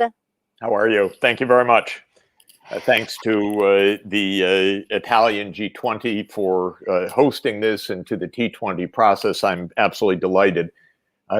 We have, in fact, three big interconnected agendas: decarbonizing the energy system, as Fateh Birol just emphasized, sustainable land use to stop the disaster of loss of biodiversity, and that will be taken up at the COP15 in Kunming, China, of the Convention on Biological Diversity in October, and making the world food system work properly to produce healthful foods for all and in a sustainable manner. And that will be the subject of a special summit at the United Nations in September. So September, food; October, land use and sustainability; November, Glasgow and COP26.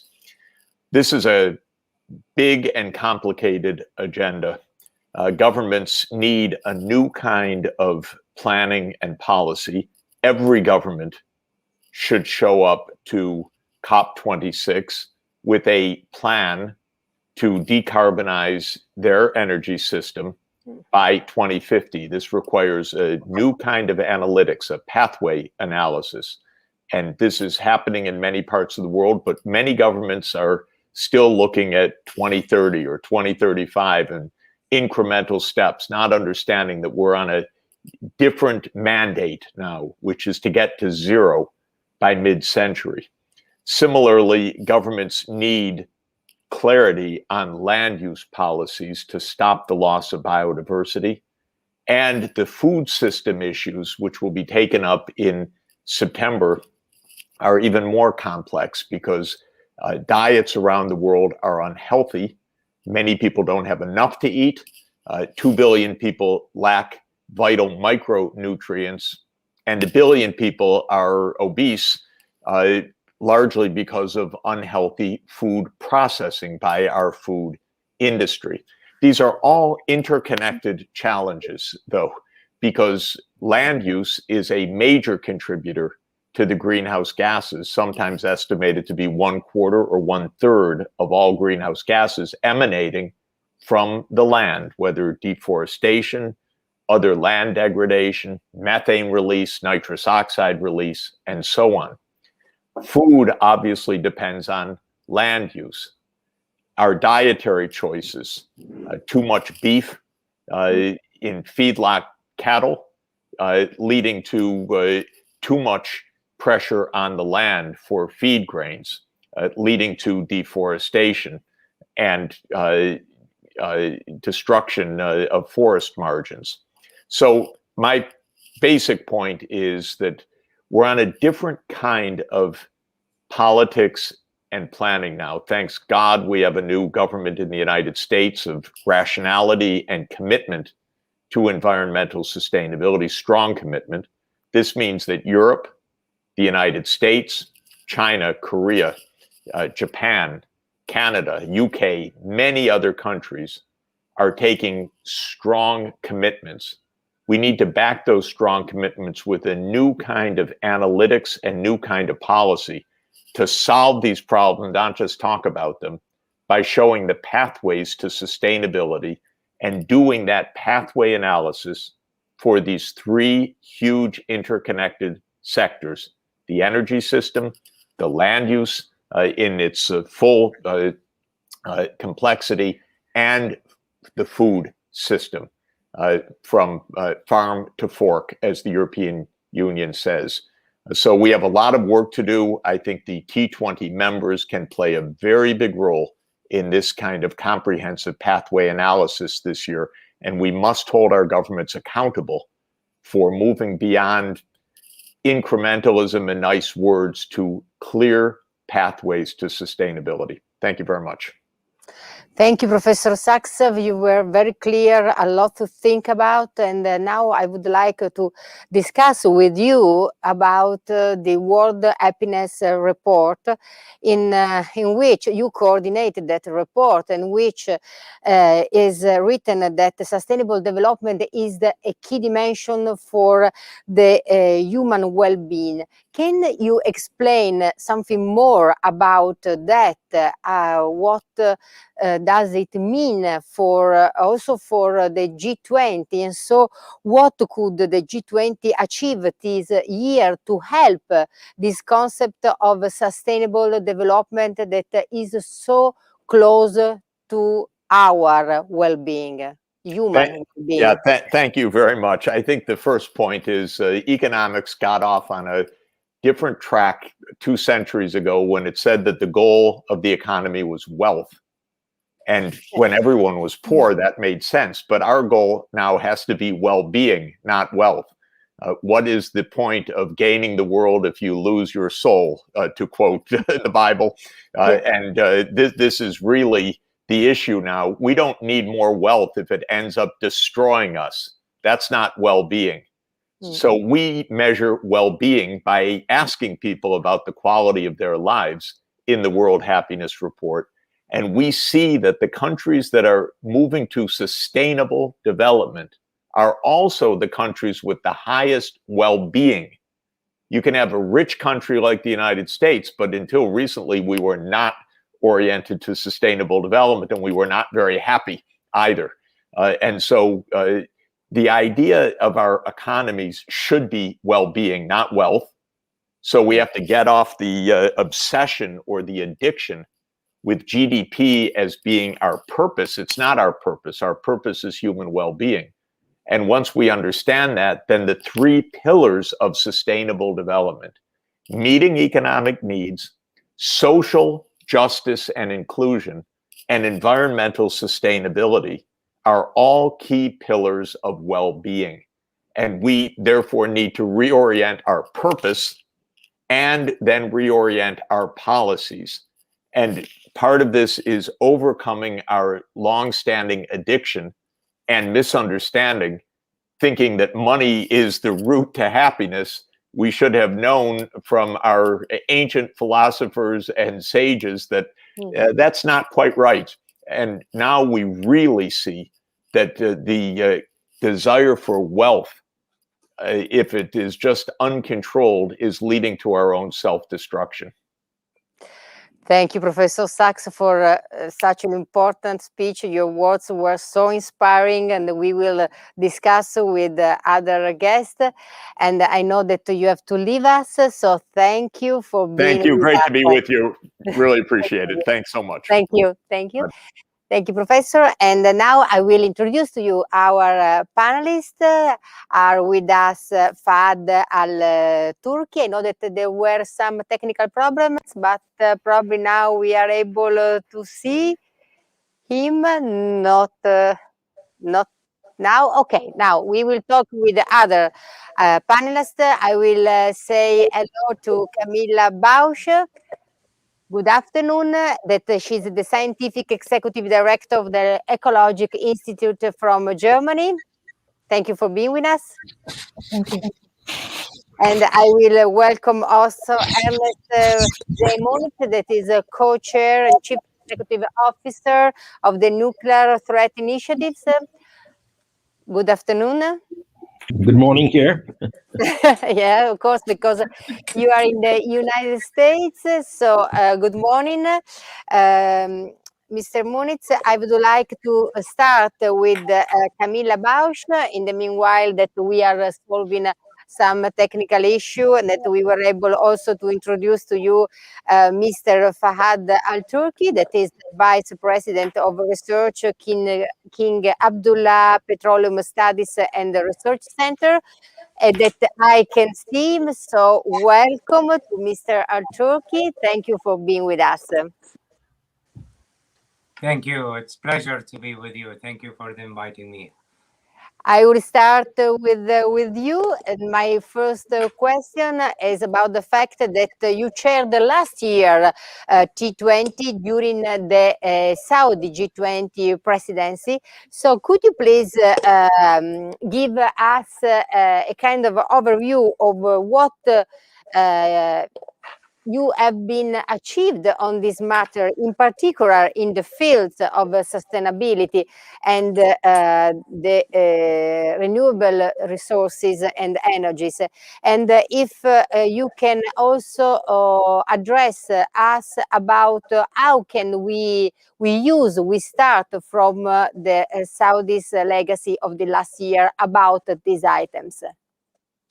Well, Sarah, thank you very much for having me. It's a pleasure to connect again with the T20, and I would like to congratulate the T20 Italian Secretariat for arranging such a very impressive inception, a very good start of the year for the Italian presidency. I specifically congratulate my dear friend Paolo Magri for work well done on the inception.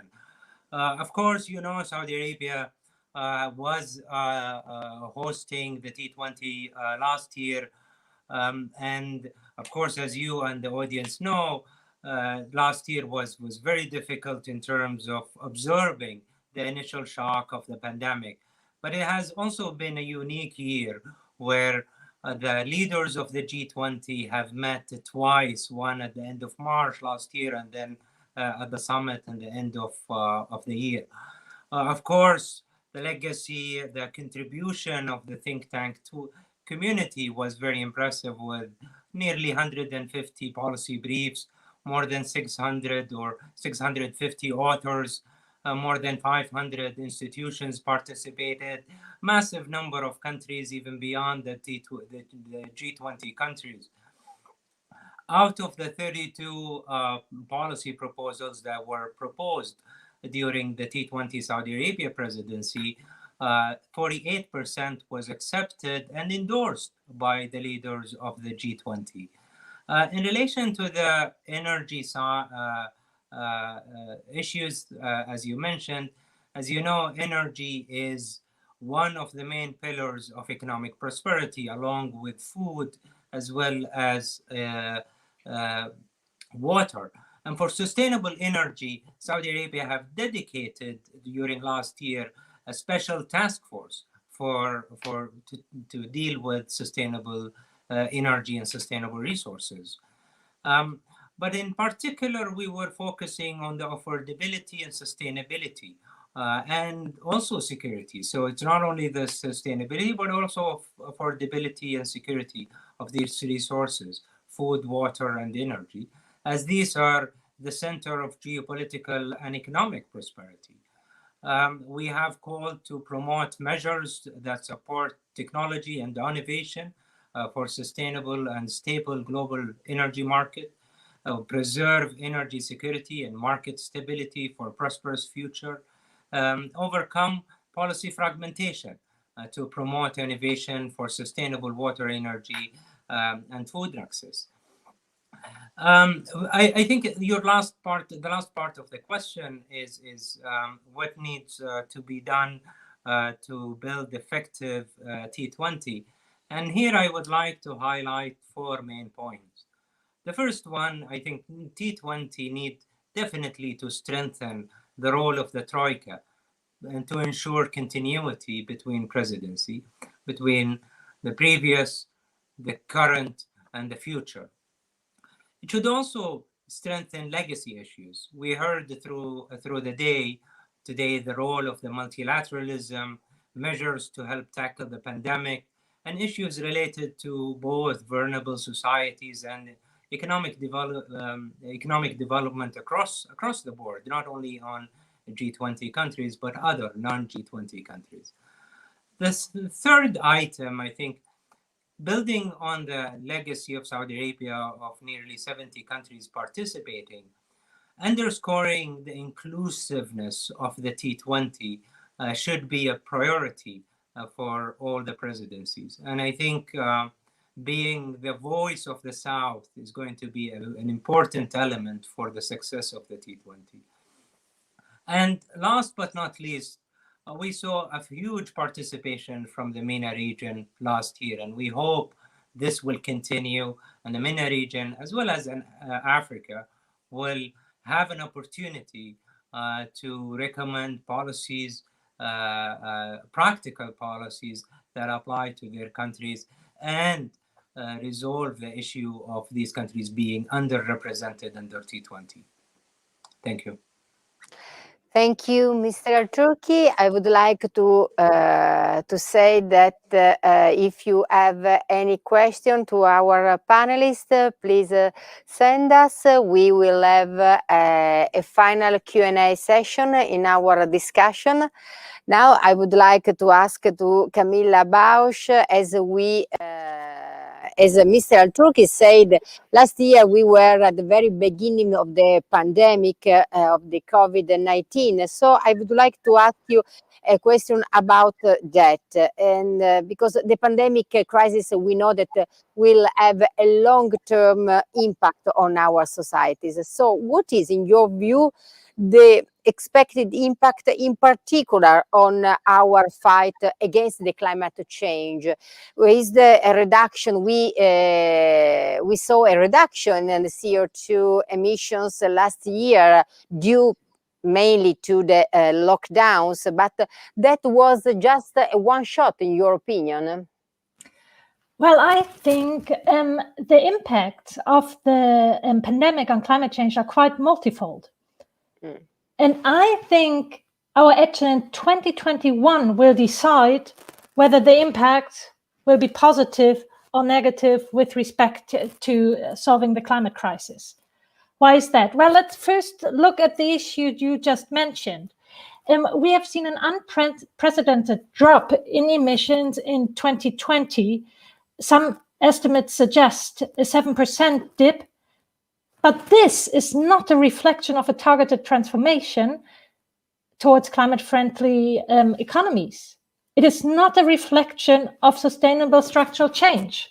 Instead, it is, as you have mentioned, a result of the economy holding its breath and massive encroachments on a broad range of civil liberties, not least the freedom of movement. Furthermore, if you look at history, this dip might only be transitory. The economic crisis in 2008 and 2009 led to a dip in emissions by 1% in 2009, just to be overcompensated by a rise of emissions in 2010 by 4.5%. Also, the UNEP Gap report, by the way, warns that this might be only a transitory dip in emissions, which we saw in 2020. So what does that mean if I say the situation will be decided in 2021?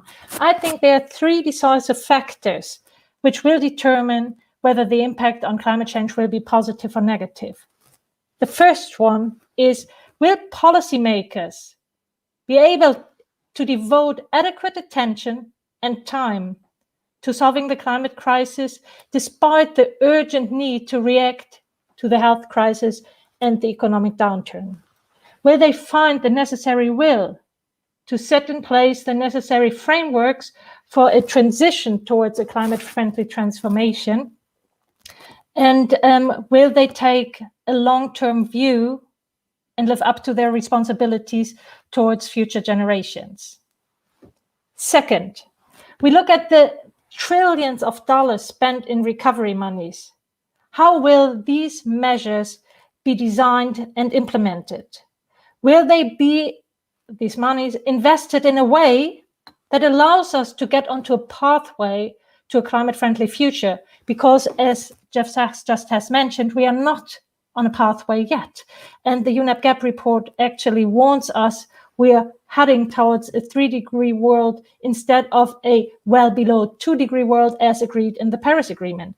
So will government invest in these technologies and infrastructures which are fit and compatible with a climate-friendly future? Will they support the jobs which are compatible with the climate-friendly future while avoiding lock-ins and stranded investments? And third, will we be able to take the lessons from the current pandemic and use them to be better for the future? So will we use the lessons, for example, on the fragility of systems and the importance of resilience? In panel 1, this has just been discussed and also shown that if you don't have a resilient system, it will become a social problem. The social disadvantaged are hit the hardest. Second, the importance of scientific advice for policy making. Third lesson on the importance of the precautionary principle. Lessons about the way we can change our ways of acting, performing. For example, now having a virtual conference here instead of traveling. And last and certainly not least, for the T20 group, will we be able to learn some lessons from the new modes of research cooperation we have seen during the pandemic when searching for vaccines, and maybe take some of this to be better and stronger and faster when searching for solutions on the climate crisis, and as Jeff Sachs has just mentioned, maybe also on new approaches to find pathways towards a climate-friendly future. Thank you, Dr. Bausch. Very, very clear and very important also how you explained all the lessons that we need to learn from what we are living today and what we were going through in the last year.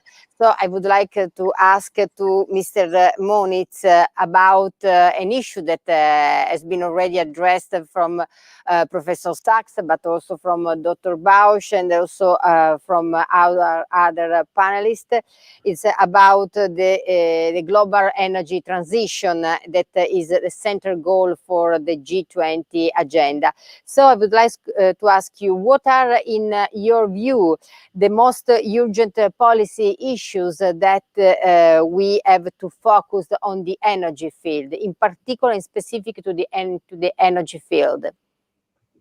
Well, thank you, Sarah. Let me first say that I think the G20 and the T20, first of all, need to adopt very clearly the framework of net zero emissions in the roughly mid-century timeframe, and not forget beyond that a net negative economy. And I'll return to that later.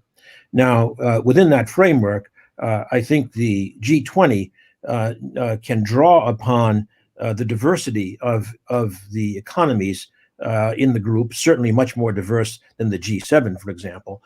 And the G20 can really emphasize how the deep decarbonization solutions will naturally be very different in different countries and regions in the world.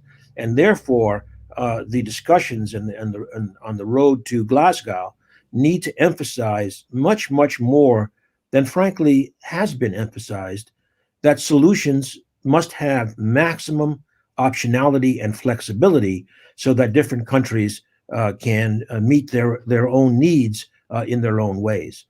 That will involve broadening the discussion that unfortunately often takes place in limiting options. So, for example, approaches like carbon capture and sequestration, carbon dioxide removal, advanced nuclear need to be part of the discussion. Not that everyone will follow those pathways, but they must be part of the set of solutions. Similarly, very important issue that many frankly don't want to discuss. What is the role of natural gas in the energy transition to maintain reliability and resilience through that transition? It's only with this emphasis on optionality that one can also build the kinds of political coalitions that one will need for success. Labor and jobs will be central, but so will business. And in fact, the often demonization of business in this context really has to be changed into asking the question, how can we make them part of the solution as opposed to part of the problem? Otherwise, we will just lengthen the time that it will take to reach our goals. Secondly, a second big policy bucket, I would say, is the question of energy access in the least developed countries. We have to acknowledge that, frankly, these countries are going to place development ahead of their climate obligations. And it's going to be up to us in the G20 to see that that need for development, economic development, is met. We need to provide the resources, the $100 billion a year that's been discussed now for some time, and of course, make that growth as sustainable as possible. And a third major area where the G20, I think, can assert leadership is resolving the issues of trade. Obviously, trade, international trade today is under a lot of stress. in many of the multilateral and bilateral relationships of the major economies. But as we head towards low carbon, and different countries do so in different ways and in different at different paces, we will need to find ways of rationalizing that trade so that we don't have carbon leakage and the movement of manufacturing, for example, because that will defeat our carbon goals. And yet we have to have trade in commodities, for example, in ways that support the second objective of energy access and development in the least developed countries. So I think these are three major areas where the G20 coming together can have an enormous impact in our ability to go towards net zero. Thank you, Dr. Moon. It's very clear about the policy that we need to implement in order to reduce our emission. And I would like to talk about that also with Mr. Al-Turki, because as we know very well, you come from a country which is a major producer of fossil fuels. So we would like to ask you, how do you manage the energy transition, and can you help us to understand how a country like Saudi Arabia, but in general, how can we find the current balance between sustainability and economic growth? Because this is one of the main issues, the big challenge that we have in front of us as a T20. Very, very interesting question. And building on what Ernie mentioned, I think we must acknowledge that alternative resources or energy resources are expanding. Despite that, the world will continue to rely heavily on fossil fuel for meeting the growth in demand, driving both economic and social development.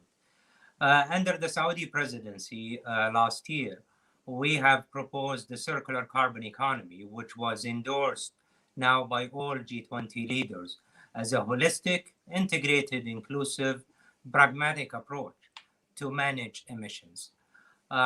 It encompasses the broad range of pathways and options available. The CCE, or the circular carbon economy, consider different national circumstances. Developed and developing countries, countries with natural resources and countries without natural resources, while at the same time striving to meet our shared global aspiration to meet the climate challenge. The circular carbon economy is an energy strategy that advocates the 3 R's of the environmentalism. So it advocates reduce, reuse, and recycle carbon. But critically, it also adds a 4th R, which is remove, in an effort to eliminate emissions from the atmosphere. And that makes up the whole energy strategy to address emissions and carbon under the circular carbon economy, with the 4R: reduce, reuse, recycle, as well as remove. So any solution we think about in relation to the energy transition should be also practical and sustainable.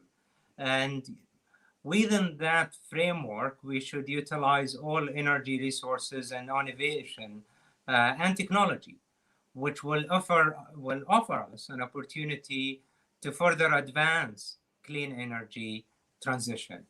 A CCE strategy is a key factor that will definitely strike the balance between sustainability as well as economic growth for different circumstances for different countries. Thank you, Mr. Al-Turki. And I would like to ask to Dr. Bausch that we know that this year, the 2021, is also the year of the COP26 because it was postponed from last year due to the pandemic crisis, of course, and the co-chairs will be Italy and the UK. So do you think that the time is now ripe for G20 can build a political momentum in the view of the COP26? Thank you for this question. I actually think that politically it's an interesting year for the climate agenda. It's full of opportunities, but also of challenges. And look at the opportunities. Jeffrey Sachs just mentioned the lineup of environmental summits and meetings. I want to look at a quite unusual lineup of presidencies. So we have the UK preside over the G7 summit in summer. We have Italy preside over the G20 summit in October. And then we have UK and Italy together preside over the UN climate negotiations in November. So this lineup can actually be used for building momentum towards the climate summit in Glasgow and a strong outcome. And it was just mentioned that, for example, go to net zero could be something interesting to work towards, and thinking of the more than 120 countries who actually committed already towards that goal, there's quite an interesting dynamic toward that. Fatih Birol said it's a pivotal year for energy and climate. I want to say this climate summit is of particular importance because countries are expected to ratchet up their ambition with respect to climate protection, so the world can finally get onto a pathway compatible with the Paris Agreement. And to contribute to solving this climate crisis, I think the G20 have to address their carbon-heavy economies and their structures. While I'm very aware, and it became evident during this day again, that there are very different positions of G20 members, and Paolo Magri also mentioned these tensions on climate especially, they should, in my view, address issues like the following three. Make green recovery a key element of their work. This will be paramount in this year, and it will be paramount for getting on the right pathway. And it has links, as has been mentioned, to climate, biodiversity loss, land degradation, all these issues which are already on the G20 agenda. It could actually be the basis for a global initiative on green recovery, which could be then strengthened at the climate COP. But let's see. We can go into detail if we have time. Second, I think they have to show their commitment by ratcheting up their climate ambitions as they have submitted in their NDCs, as long as they have not done so already. And I think, for example, the sign of Europe being more ambitious for 2030, that's already very positive. I also think, third point of many, and some have been mentioned already in this event, the phase out of fossil fuel subsidies really has to be followed up upon. More than 10 years, it's under discussion of the G20. We have to see action and an end date for this. The world needs a concrete date and needs progress on this issue. Due to time, I stop here. Thank you. Thank you, Dr. Bausch. I have a last question for Dr. Monitz. Then, if we have time, we are receiving a lot of questions from our audience. So, Dr. Monitz, I would like to talk with you about an item that, of course, showed up with a lot of the previous speeches, and it's about the carbon neutrality that is an ambitious goal. And we need a multilateralism kind of approach to tackle these issues. So I would ask to you, what kind of role can G20 play in setting up new instruments to pursue this ambitious goal? Well, thank you, Sarah, for the question. Let me actually emphasize not a new instrument, but some new directions within an existing instrument. Namely, I'd like to emphasize that to reach the net zero and eventually net negative economy, we are going to need a lot of innovation. Frankly, I think there's a misperception often stated that we have all the tools we need and some kind of magical political will is all that's missing. No, actually, we need some serious innovation, in fact, to get some new tools. For example, long duration storage, not just simply battery storage, would be one example of that. In 2015, 20 countries, in fact, came together. Now it's a few more than that, on something called Mission Innovation. It's a commitment to really supercharge innovation. I believe we need to do that right now, starting now in this decade, if we are going to have the tools that we need 15 years, 20 years from now to scale and reach net zero. Now, but within mission innovation, which I think we need to really energize much more than that has been the case in the last 5 years, to do that, there are new directions where multilateralism is a complete natural. I'll mention one that's very, very critical. If we are going to get to net zero and then net negative, by definition, we need negative carbon technologies. So carbon dioxide removal from the atmosphere, from the upper levels of the ocean, is an example of an area that we've done very, very little on. It's enormously important. It's a great opportunity for multilateral collaboration. That's the kind of initiative that we need. It would be certainly new within the mission innovation framework. So with that, thank you. And I'm afraid that I'm going to have to leave the conversation quite shortly. Thank you for being with us, to Ernest Moniz, and thank you for your important contribution to this discussion, to the T20, and thank you also from me. It was very interesting, your contribution. Thanks. Thank you.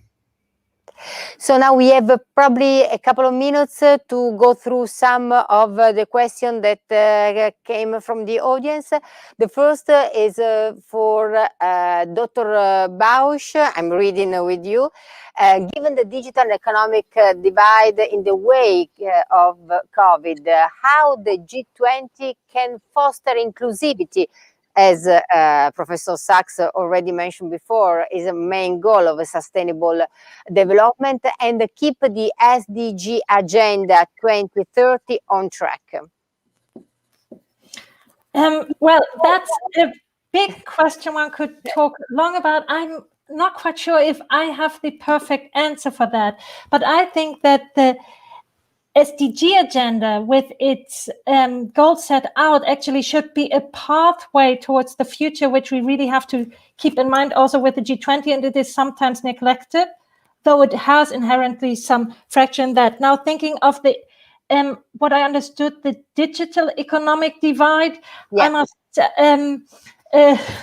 say that I'm not quite sure how to exactly place it content-wise, but let's say the economic divide, I think it is paramount that when the G20 gets together, they have a strong eye on that and think how to deal with that. It was in the first session already strongly addressed as a challenge because, as we said, the most vulnerable are hit the hardest, not only by the COVID pandemic, but also by climate change.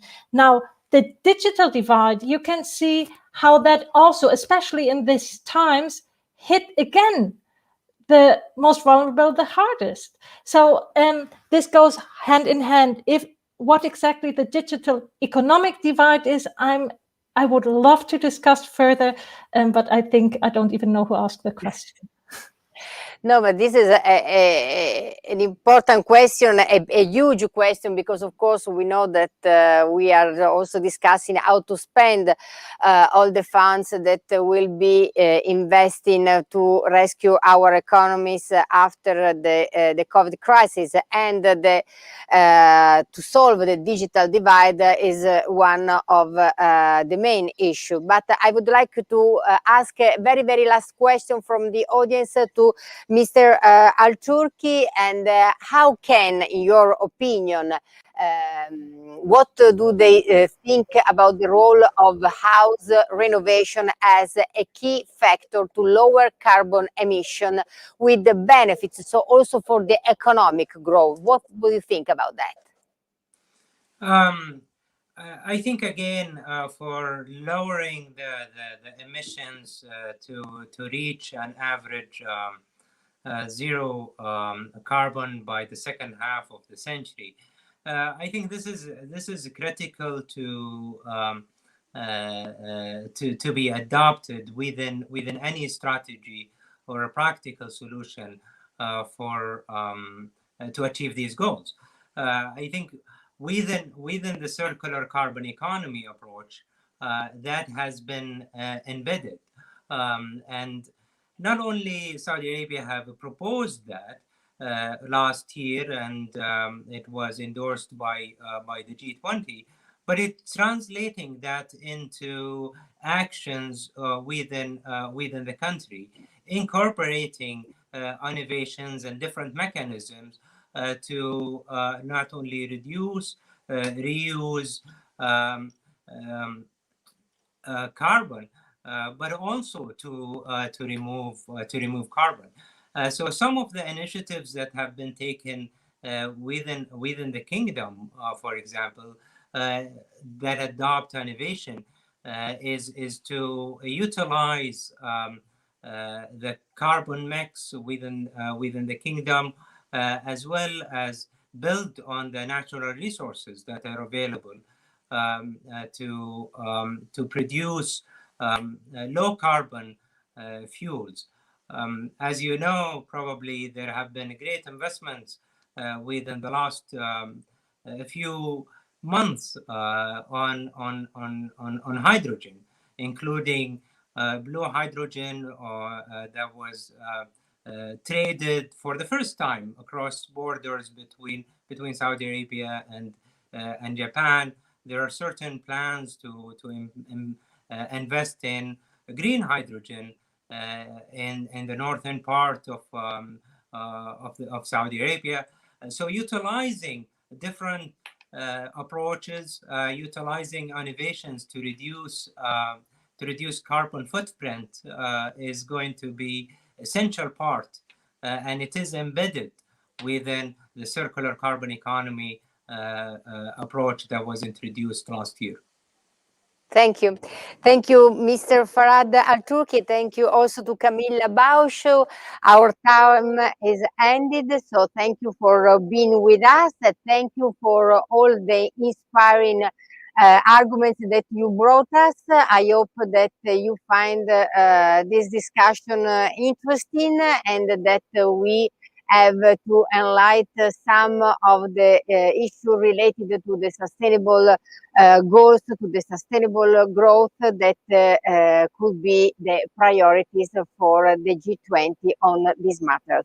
Thank you, everybody, and please stay with us, because the next session will be focused on prosperity. Thank you also from me.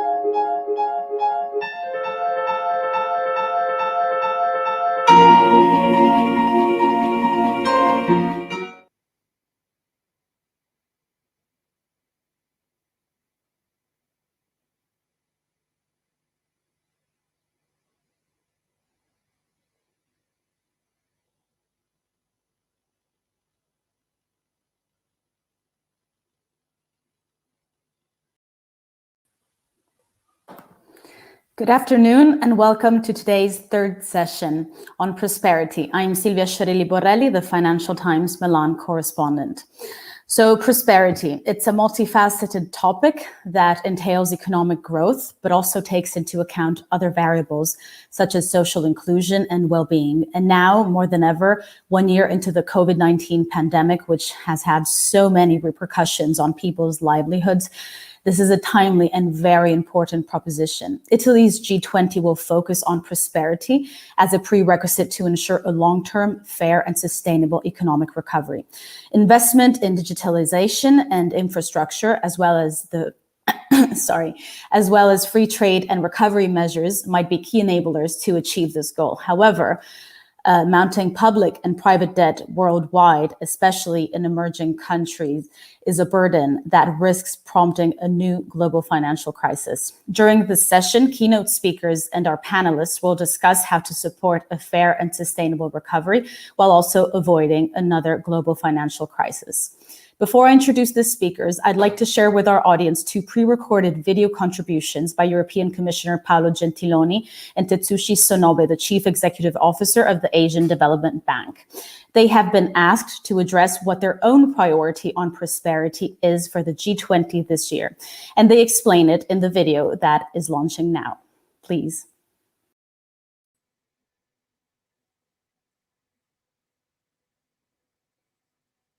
Dear friends, I am delighted to have this opportunity to share a few thoughts with you at the Inception conference of Think20.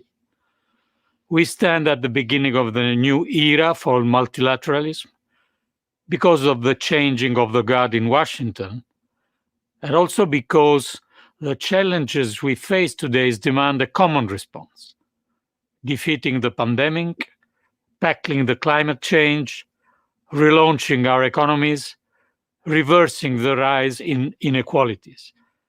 And I know that Italy is totally committed to rising those challenges through this G20 presidency. Let me focus on the third of the 3 Ps that Italy will define the work of the G20 this year: prosperity. Just as it did during the financial crisis, the G20 has a key role to play in getting the global economy back on its feet and in moving to a new, more inclusive growth in line with the Sustainable Development Goals. That means implementing the G20 action plan in response to the crisis, avoiding any premature withdrawal of economic policy support. Just as we are doing in the European Union, the G20 economies must keep working together to respond to the evolving health and economic situation, while focusing on the green and digital transitions. It also means cooperating closely with the OECD to conclude an agreement on the international tax architecture, addressing the challenges raised by digitalization.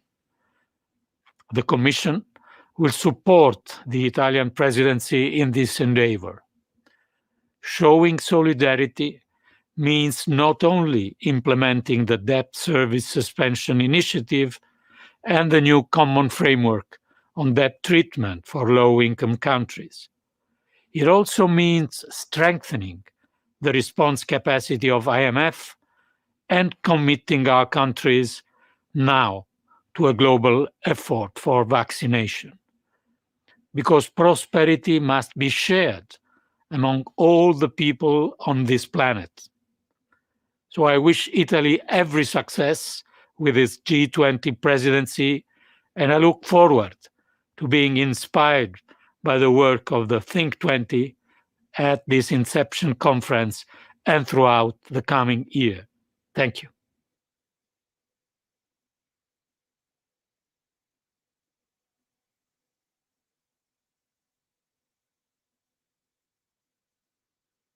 Hello everyone. I offer my hearty congratulations on the good start of T20 Italy and thank the organizers for the opportunity to share my thoughts during this virtual Inception conference. We have 6 priority areas. The first is green and resilient recovery from COVID-19, including the promotion of circular economy and renewable energy. The second is poverty eradication and greater equality, including safety nets, casting safety nets to reach vulnerable groups, and facilitating quality job creation, and increasing the employability of people in the developing world. The third area is making cities more livable, including improvements in water and sanitation services. The fourth area is healthy aging, that is maintaining health in old age. The fifth area is digital divide and international tax cooperation in the digital economy. The sixth area is competition policy, which exists but is neglected in many emerging and developing economies. In these 6 priority areas, ADB Institute creates and disseminates timely evidence-based knowledge that supports policy design and implementation. Timely and evidence-based may not sound very compatible with each other because it may take us a long time to obtain evidence about the true impact of public policy. But there is a range of the quality of evidence, from scientific evidence to statistical, historical, anecdotal, and circumstantial evidence. We are determined to provide stronger evidence than others in a timely manner. For this purpose, we are transforming our activities digitally. For example, combining surveys, randomized controlled trials, and big data by using artificial intelligence.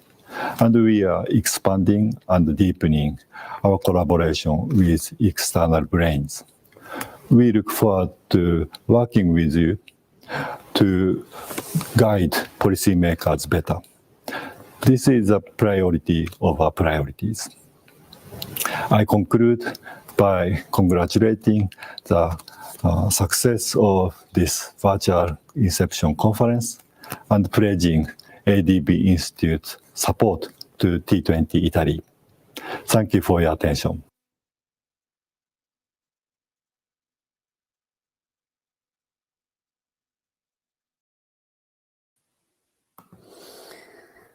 Fascinating perspectives from our keynote speakers and definitely ambitious and challenging priorities. Now on to our panel discussion. Let me start by introducing all of our speakers. We have a parterre du roi this afternoon. I'll start with Gao Haiyong, professor at the Chinese Academy of Social Sciences. Emma Marcegaglia, chair of the B20 Italy. Pier Carlo Padoan, the incoming chairman of Unicredit. He's also Italy's former finance minister and the lead co-chair of the Task Force on Trade, Investment and Growth at the T20. And Dennis Snower, president of Germany's Global Solutions Initiative. I'll go around our virtual table twice.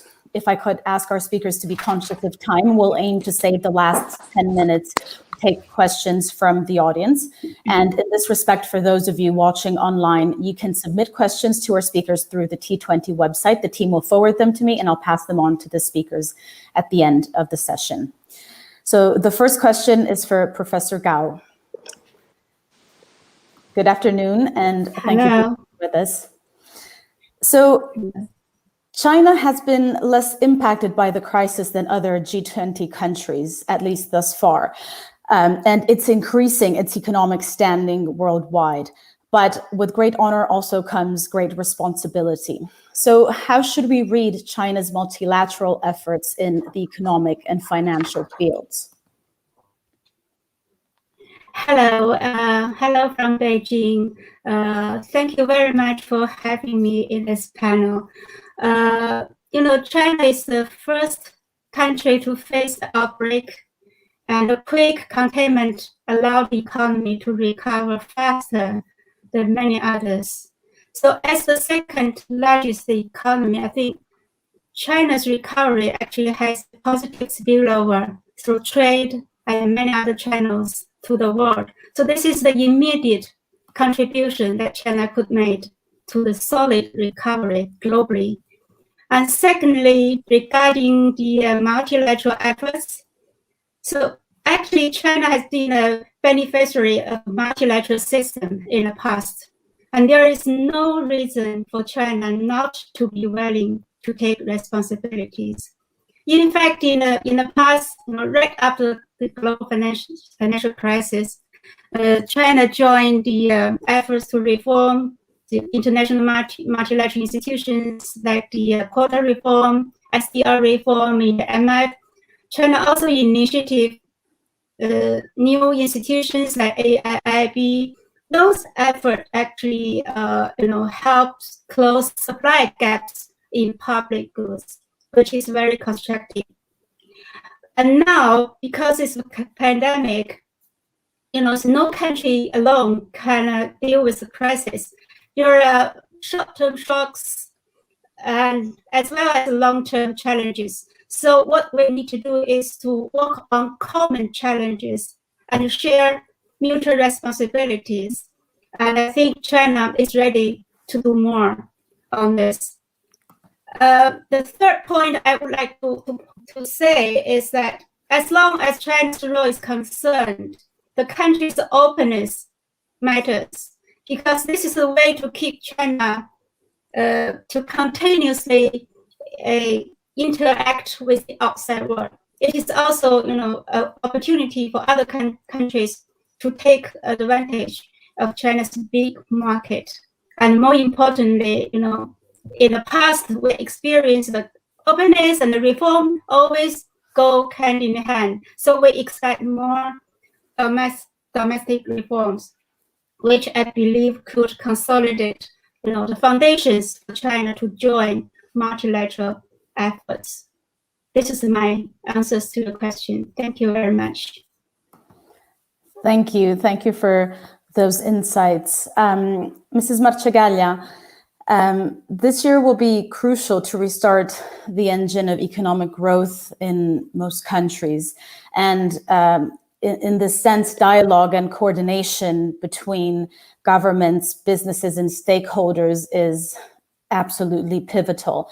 As chair of the B20, could you share with us the B20's priorities? Of course. Well, first of all, thank you very much for the invitation. Thank you to the Think 20.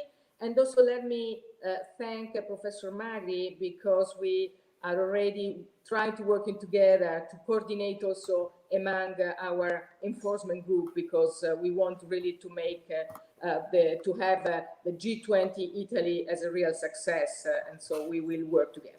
Well, of course, the B20, as you know, represent the business. We will have around 1,000 delegates, 3,000 participants, including top executives from the leading multinational corporation.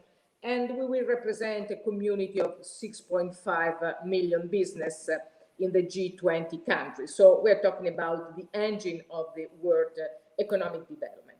We have witnessed an enormous interest to participate to our B20, because we know why. Because the B20, 2021 must be and will be a kind of the year of renaissance. It must be remembered as the year when the virus was defeated, and as you said, should be also the year of the return to growth. But how we will emerge from the crisis and what awaits us is not so clear. So we try to say how we see the situation, and this is embedded in our claim of the B20, which is reshape the future, include, share, and act. The first thing I want to say, and it has been already said from the previous speaker, is that if we have to take a lesson from the pandemic, is that we can face and try to solve all the different global issues, that we have to say clearly we're already there also before the pandemic. So if there is a way to try to solve this problem, is to work together, to coordinate together. Think about the vaccination in 9 months instead of 10 years. So we agree on the fact that we have to go back to a strong and sound multilateralism. We will work strongly on that.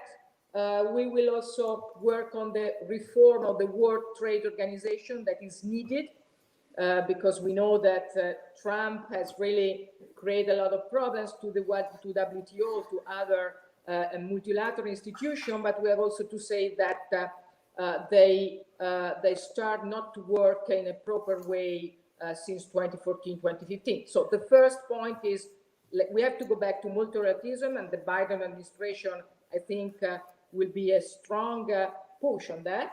And also we'll try to make a strong reform on the WTO, which is very important if we want to enhance trade, and if we want to help a small, medium enterprise to be part of the global value chain. Second point is about inclusion. So we know that we want to go back to growth through, a model which is based on free and fair markets, on the innovation of companies to boost employment. But it's also very clear to us that we have to take as companies strong responsibility in really to reach a high level of social inclusion and environmental sustainability. So for us, this means that we want to work strongly on achieving a carbon neutrality, working on, for example, a carbon pricing all over the world. This is key. And I think the innovation, the technology of business is key if we want to get there, if we want really to go beyond words and really have a strong carbon neutrality.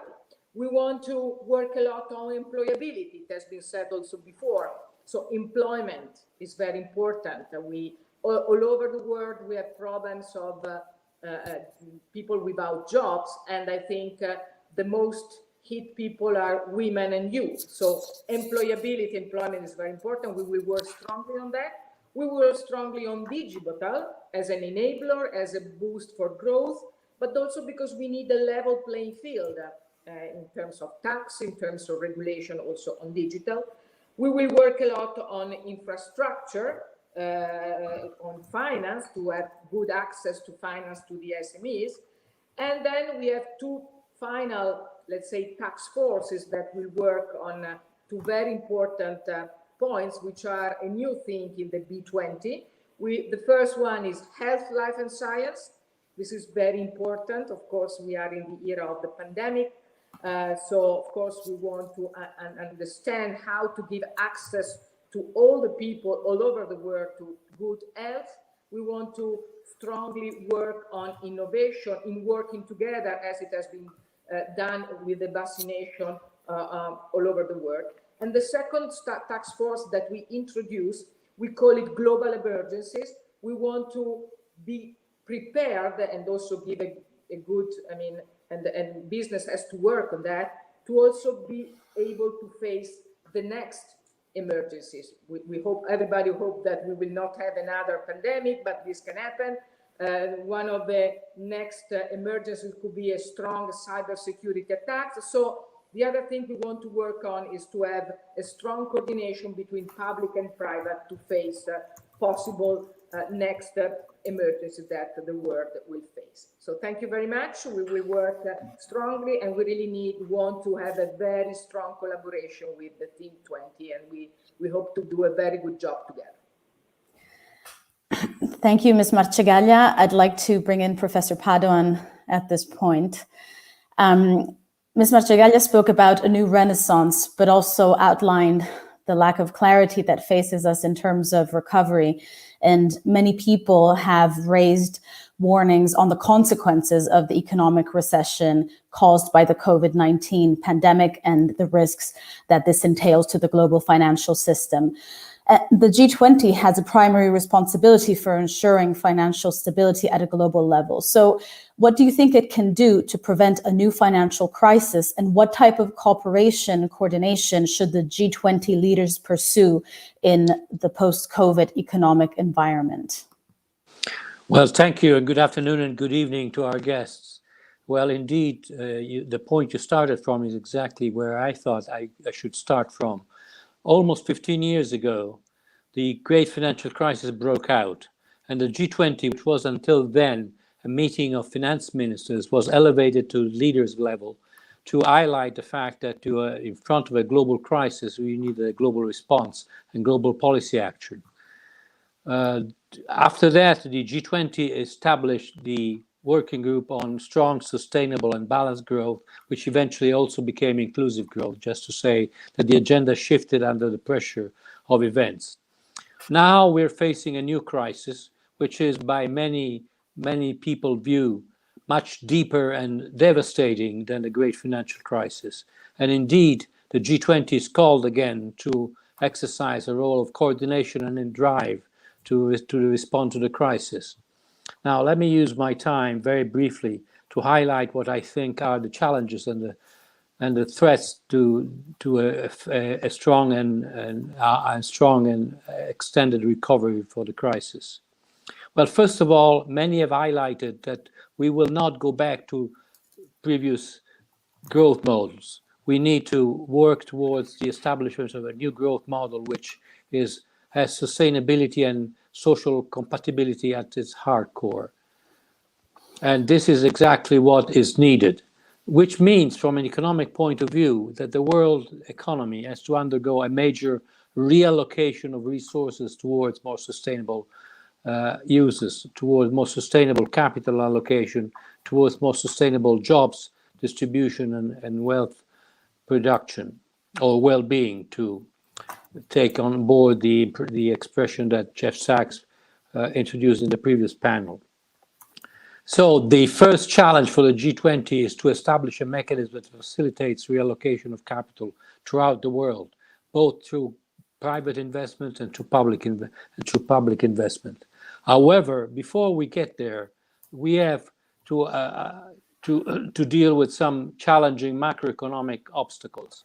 The first challenge is the short term. In the short term, the priority of public policy has been to fill the holes that have been generated by the pandemic eruption. The big recession that is common to all advanced and fortunately not so much emerging economies has to be faced. Otherwise, the loss of wealth, the loss of jobs would become unsustainable. So the first target has been to pour public money to face the crisis. This has been the right response. Now, the right response needs to be complemented by the appropriate exit from that emergency situation, and therefore to the need to reallocate resources towards the long term. This is where I see two other major risks. One is that there is a risk of divergence. Some areas of the world may go faster than others. For instance, there is already a debate going on among economists and policymakers of the fact that the US economy, especially with the new administration, may take off much more rapidly with respect to, say, the European economy, while at the same time, Asian economies like China are doing much better. So there is a risk of divergence in the global economy, which needs to be avoided, because divergence never brings more growth, brings more conflict. And second point, there is an issue of sustainability, which you yourself mentioned. How much debt is sustainable? Well, this is where you allow me to quote the Chairman Draghi's recent idea, which is extremely important, distinguishing between good debt and bad debt. Good debt is something that is highlighted, as it's considered to finance investment and sustainable growth. Bad debt is related to public debt being augmented because of the increased resort to subsidies to fill the hole, to fill the gaps of the recession. So the other challenge that the G20 exert is to find a way to respond both to the short term and to the long term. And finally, this has to be done in a collaborative fashion. Emma Marcegaglia, among others, already highlighted this point. Economic cooperation is key to guarantee success of a policy response, which must leverage all the policy tools we have: fiscal, monetary, structural, and last but not least, trade. Let me finish with this note on trade. In the previous financial crisis, there was a lot of fear among observers and policymakers that the global economy could go through a protectionist wave, which did not happen, fortunately. Now we are not facing that risk, but we are facing the risk of fragmentation. And the pandemic may highlight the risk of fragmentation and healthcare protectionism, which would be a disaster. So there is a strong agenda awaiting out there for the G20, but this time the G20 cannot fail. It is the institutional response to the big COVID crisis. Thank you for your attention. Thank you, Professor Padoan. Lots of things on the plate just there. Professor Snower, we just heard from Professor Padoan, who called for a reallocation of resources and capital around the world. And he also recalled the major policy response that has been demanded to governments and institutions around the world and the distinction between good and bad debt. Now, I wonder, we normally consider GDP, gross domestic product, as a key indicator to measure a country's economic performance. But given today's increasing complexity, would it be wise to take into account other factors to assess prosperity and welfare? And what role can the G20 and the T20 play to shed more light on these other important factors that we should take into account in this respect? I'm very pleased you asked this excellent question, because I believe we have no other choice than to take into account, as we've heard from Professor Padoan and others, environmental sustainability and social inclusion and thriving societies generally. And the way forward is to measure these things, to measure them consistently across countries, across time, and across stakeholders, so that policymakers, business, civil organizations all face the same metric. We have such a metric with regard to economic performance. That's GDP and its distribution. We need metrics concerning the social and the environmental side. On the environmental side, we have made lots of progress. We have an environmental performance index, which is very wide. We measure carbon emissions, making lots of progress there, and hopefully we will gain the necessary coherence. Where we are still trailing behind is in the measurement of social inclusion, social cohesion. And there we are in the Global Solutions Initiative, spearheading an initiative to measure two things. One is social solidarity, which is inward solidarity, is how well embedded are you in your society. The other is outward solidarity, how willing are you to build bridges to those who are not part of your social group. And that can be measured. There are lots of surveys that can be measured with the same regularity as GDP. There are surveys, for example, on giving behavior, helping a stranger, donating money, the degree to which you trust other people, the social support you have in your network of family and friends. So one can measure both inward and outward solidarity. Then, in addition, we have agency. That is, how empowered do people feel in terms of shaping their destiny through their own efforts? And that too can be measured in terms of labor market insecurity, how many people face vulnerable employment, what their life expectancy is, years in education, etc. And we have now constructed such measures, and the next step will be to build bridges between these measures and the SDGs, the Better Life Index, and so on, in order to enable reporting to take place on both government and business front. And that brings me to the second topic, which also Professor Padoan directed attention to, which is we will not go back to the previous status quo after this pandemic, because if we did, we would face disaster, given the way the world is going, both in terms of climate change and in the degree of social fragmentation, inequality, political fragmentation we face now.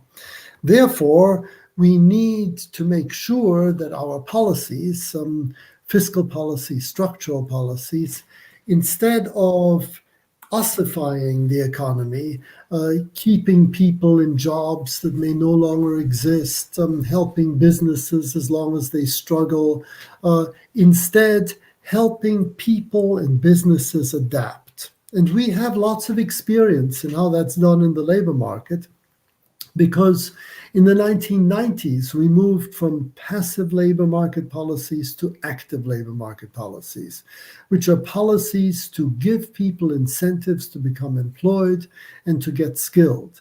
And now we need to do the same, not only in labor markets, but also in product markets and capital markets. So governments need to move from their current policy of simply supporting people who are in trouble to actively helping them help themselves in this new world that we are approaching. Change jobs where necessary, become more adaptable. That requires a significant amount of education and training. And we know how to give this, both to individuals and to firms. And furthermore, governments can play an important role in matching. What we do not have is another Great Depression on our hands. What we have is a great mismatch, that there are some sectors that are booming, whereas others have collapsed. And what we need to do is match the excess capital that is released in the declining sectors with the capital that is required in the rising sectors. And similarly for labor. And so these adaptation policies are the policies to which we will need to move in the future. And my last point is that we urgently need to reform digital governance. At present, the digital service providers are the ones who own all the data about people, and that is profoundly disempowering. And they are the ones who form social networks for us. What we need is to come to a new equilibrium in which users gain control, both individual and collective control, over the data that is about them. And that can be done very easily by ensuring that official data, like data about your name, date of birth, property, and so on, can only be taken from authentic official sources. That the private data that you generate yourself is in your control. You have access and control over it. And those second-party private data, that is data generated by other people about you, can only be used in the interests of the data subject. And then data that is meant to be shared, like data that's necessary to control, track and trace in a pandemic, can only be used for the purposes that this data commons specifies. And that is the new world into which we need to go. In the Global Solutions Initiative, we've again proposed a set of policies that will take us there. And I believe that in the combination of adaptation policy in terms of fiscal and structural policies and new forms of digital governance that empowers users, we will be well on our way, provided that we also take seriously the measurement of social cohesion, environmental sustainability alongside economic growth. Thank you. Thank you, Professor Snower. I hope you are right and we are well on our way, although sometimes it feels like we are still quite far off when it comes to digital and data. But hopefully you're right and we are getting there. I'd like to go around our virtual table once again before I open up to questions from the audience. Back to Professor Gao. We've heard from our panelists the importance and the risk and the burden of public debt in many countries. So I'd like to ask you, as one of the biggest creditors of emerging countries, what can China do to alleviate the burden on these countries? Right. So this is a very important issue. China has recently become a major creditor of developing and least developed countries. As China's credit actually largely goes to infrastructure, I think the real challenge comes from the questions of how to make that sustainable and more transparent. So here are a few points coming to my mind. First, the traditional creditors, including the IMF, World Bank, Paris Club, and many other developed countries, have established good practice, standards, and mechanism in debt restructuring and relief. And there are very good examples of valuable experience. And China actually is a newcomer, and China can learn and catch up. So this is the first point. Second, China's loans are in various forms, and the borrowing countries actually are in different positions, conditions. So this is a challenge, and I think this is also an opportunity, in a way that it is necessary to open for new ideas, like to consider some green or sustainable, solutions together to solve the problem. And the third, China is a large creditor, as you said, but China is not the only creditor. So I think for a large scale of debt elevation, it's China's interest to join collective actions and to coordinate with multilateral institutions and other lenders. The G20, the DSII, actually is a very good start. And as promised, China actually suspend quite a number of payments to the participating bilateral lenders under this framework. So I think under T20 Italian presidency this year, this effort will be continued, and which I hope to end up with more concrete and feasible solutions. This is my answer. Okay, thank you. I think the call you made on multilateralism and collaboration is very, very important. Back to Mrs. Marcegaglia, a question on SMEs. These are the backbones of most of the G20 economies, surely of the Italian economy, but they're also highly exposed and sometimes more vulnerable than bigger companies. What can the G20 do to support them and make sure they are in the best conditions to thrive? Yes, thank you. As you said, small medium enterprise have a critical roles in the G20 economies. For example, they employ between 40 and 90% of the labor force among the different G20 countries, accounting for up to 90% of total firms, generating from 35 to 60 of the GDP.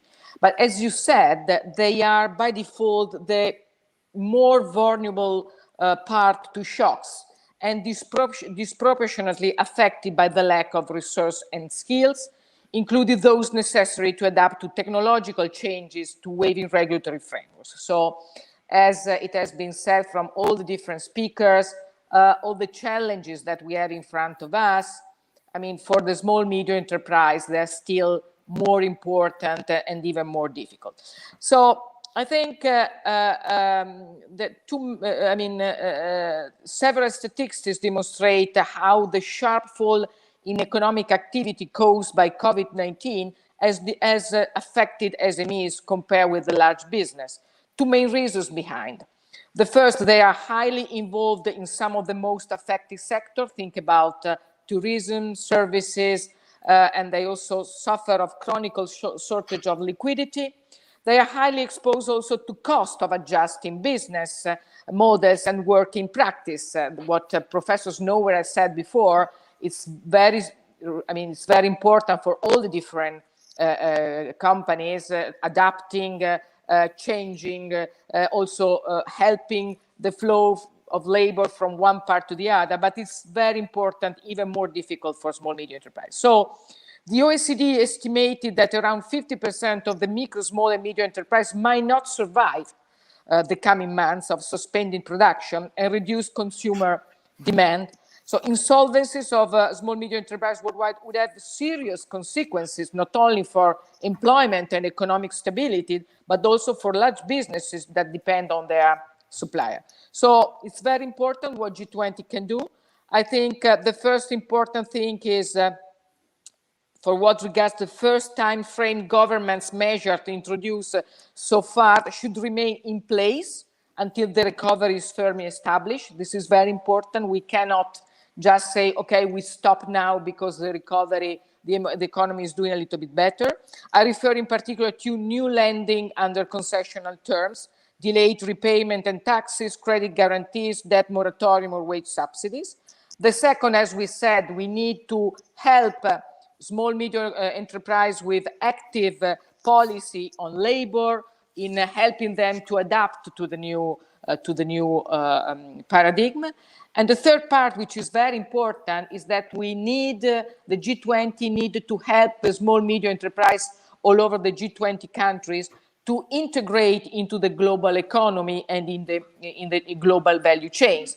As Professor Padon has said, what we have experienced with the pandemic is not the death of globalization, is not the rise of protectionism, but on the contrary, it is very clear that the companies who are integrated in global value chains have reacted better than other companies. So I think we really need to help small, medium enterprise to be more internationalized. And in this part, what I've said before about the WTO reform is key. So the WTO reform is not important for the multinational. Yes, it is also important for the big company, but it's even more important for the small companies because we need to help them with lower trade costs, enhancing trade facilitation and connectivity, reduce barriers to trade in goods and services, but also facilitate access to small and medium enterprise to trade finance and to insurance products. So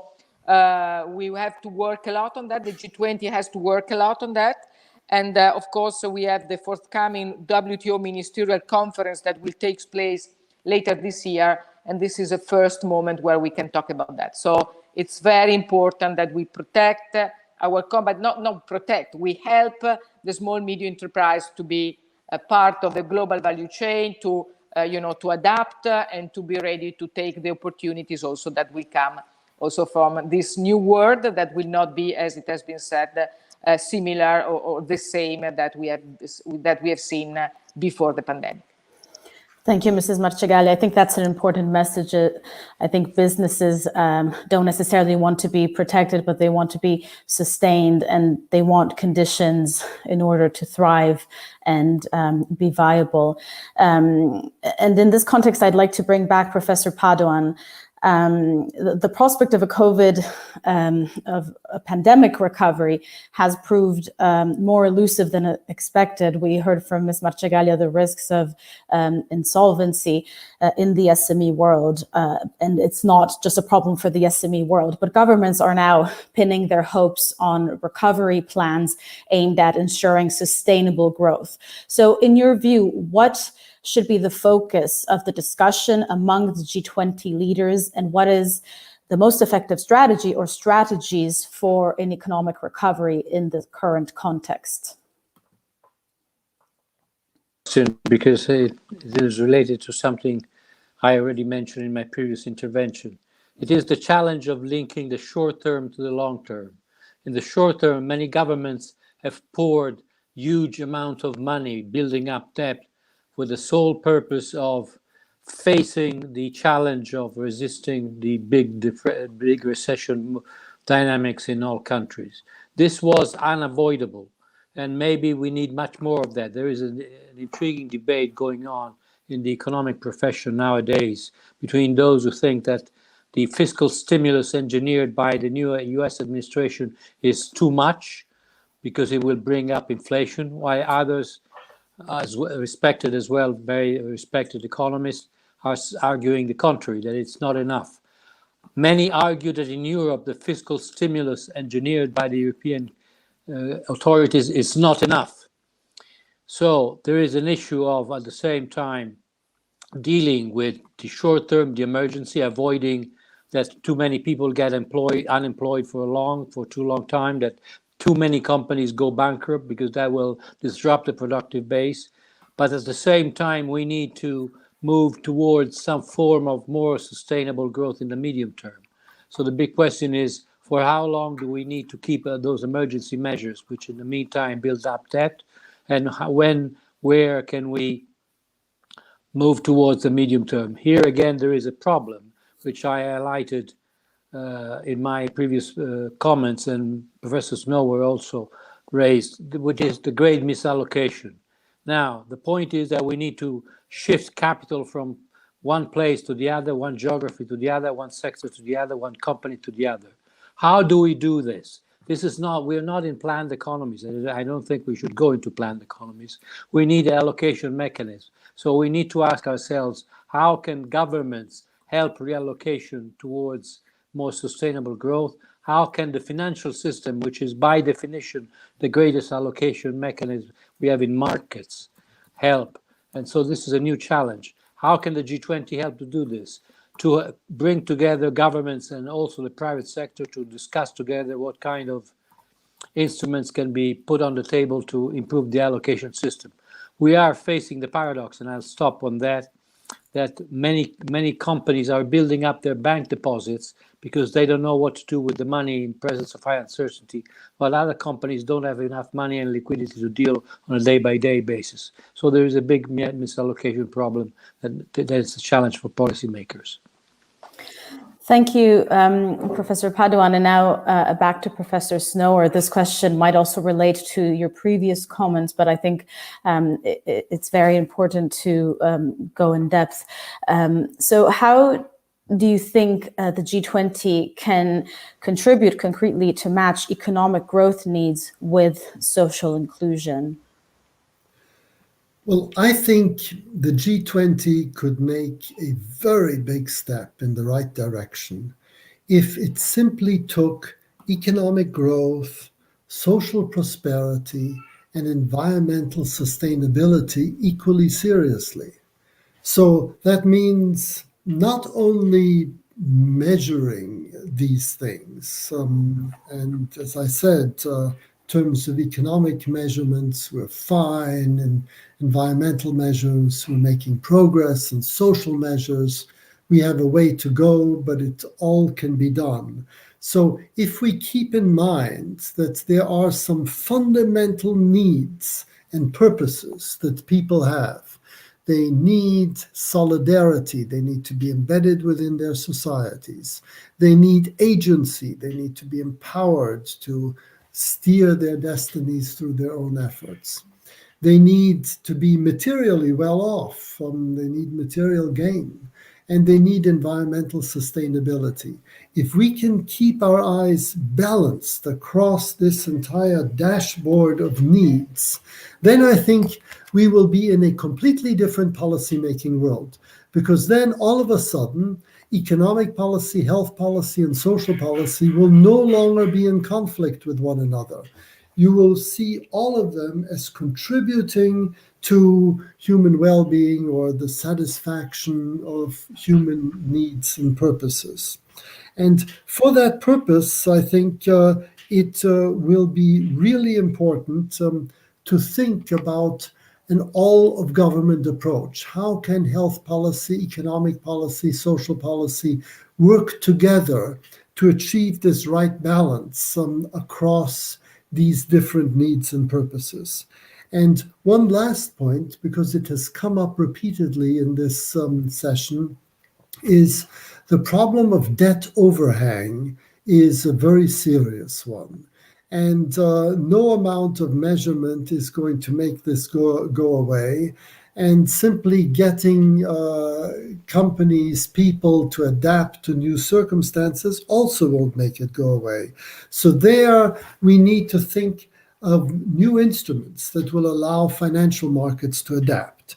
And we should take very seriously, in my opinion, earnings-related variable rate bonds and loans, so that when earnings are low for countries or companies, they have a low interest rate. And when those earnings rise, the interest rate rises in tandem. Not too much, but rises so as to avoid the need for bankruptcy.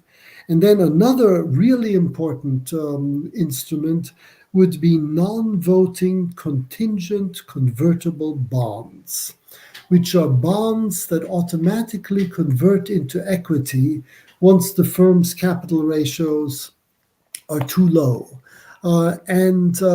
That would enable the firms to avoid the problem of going bust, because debts would convert into equity. If the government provides support here, then it is really important that these convertible bonds are non-voting bonds, because we don't want the government having a major say in the private sector in the future. But all this can be done. So if we think about helping those in trouble achieve economic success, then we will be successful also in tackling this major problem of debt overhang that we face. Thank you very much, Professor Snower. I'm conscious of time, so I'll move directly to the questions from the audience. We have quite a few that have been passed on to me. I'll try to address one to each of the speakers. So let's start from Ms. Marcegaglia. What is the role of business, especially micro SMEs, for sustainable and just recovery? And also, what is the effect and role of automation in business? Okay, so thank you very much. I would say that generally the role of business in sustainable and just growth is key, as I said before, because I think government has to, as it has been said before, has to set up the right policies. The finance is very important, because, as we said before, we need to adapt and to not to have too much money on one part and not money on the other. But I think it's what business has to do in terms of innovation, in terms of investment, in terms of research and technology is key. And that the only way to really go towards a carbon neutrality, to have a much more sustainable world, is through the commitment and investment of the company. And also on the other side, if we want more employability, if we want, as Professor Snower said, more attention to inclusion, of course the company cannot do everything by themselves, but we need a strong responsibility also on that. So, and I think, as I said before, in all the different countries, small, medium enterprise are the backbone of the economy, are the one who really are doing a big part of the growth. I think their role is very important. But as I said before, we need not to protect them, but to put them in a condition to really do this job. And so I think their role is very important. And we have also to to boost their capacity to innovate, to create new products and to create new processes. So this is what I think is better. Thank you. Thank you, Mrs. Marcegaglia. Now, a question for Professor Goa. Digital and cyber are controversial issues between China and the West. Where do you see areas for consensus and enhanced digital cooperation in the G20? Right. I think this is an area is very new and challenging. In many ways, China had a little bit advanced experience in terms of, the platform and technology and practice as well. I think with G20, there are many common ground to work with.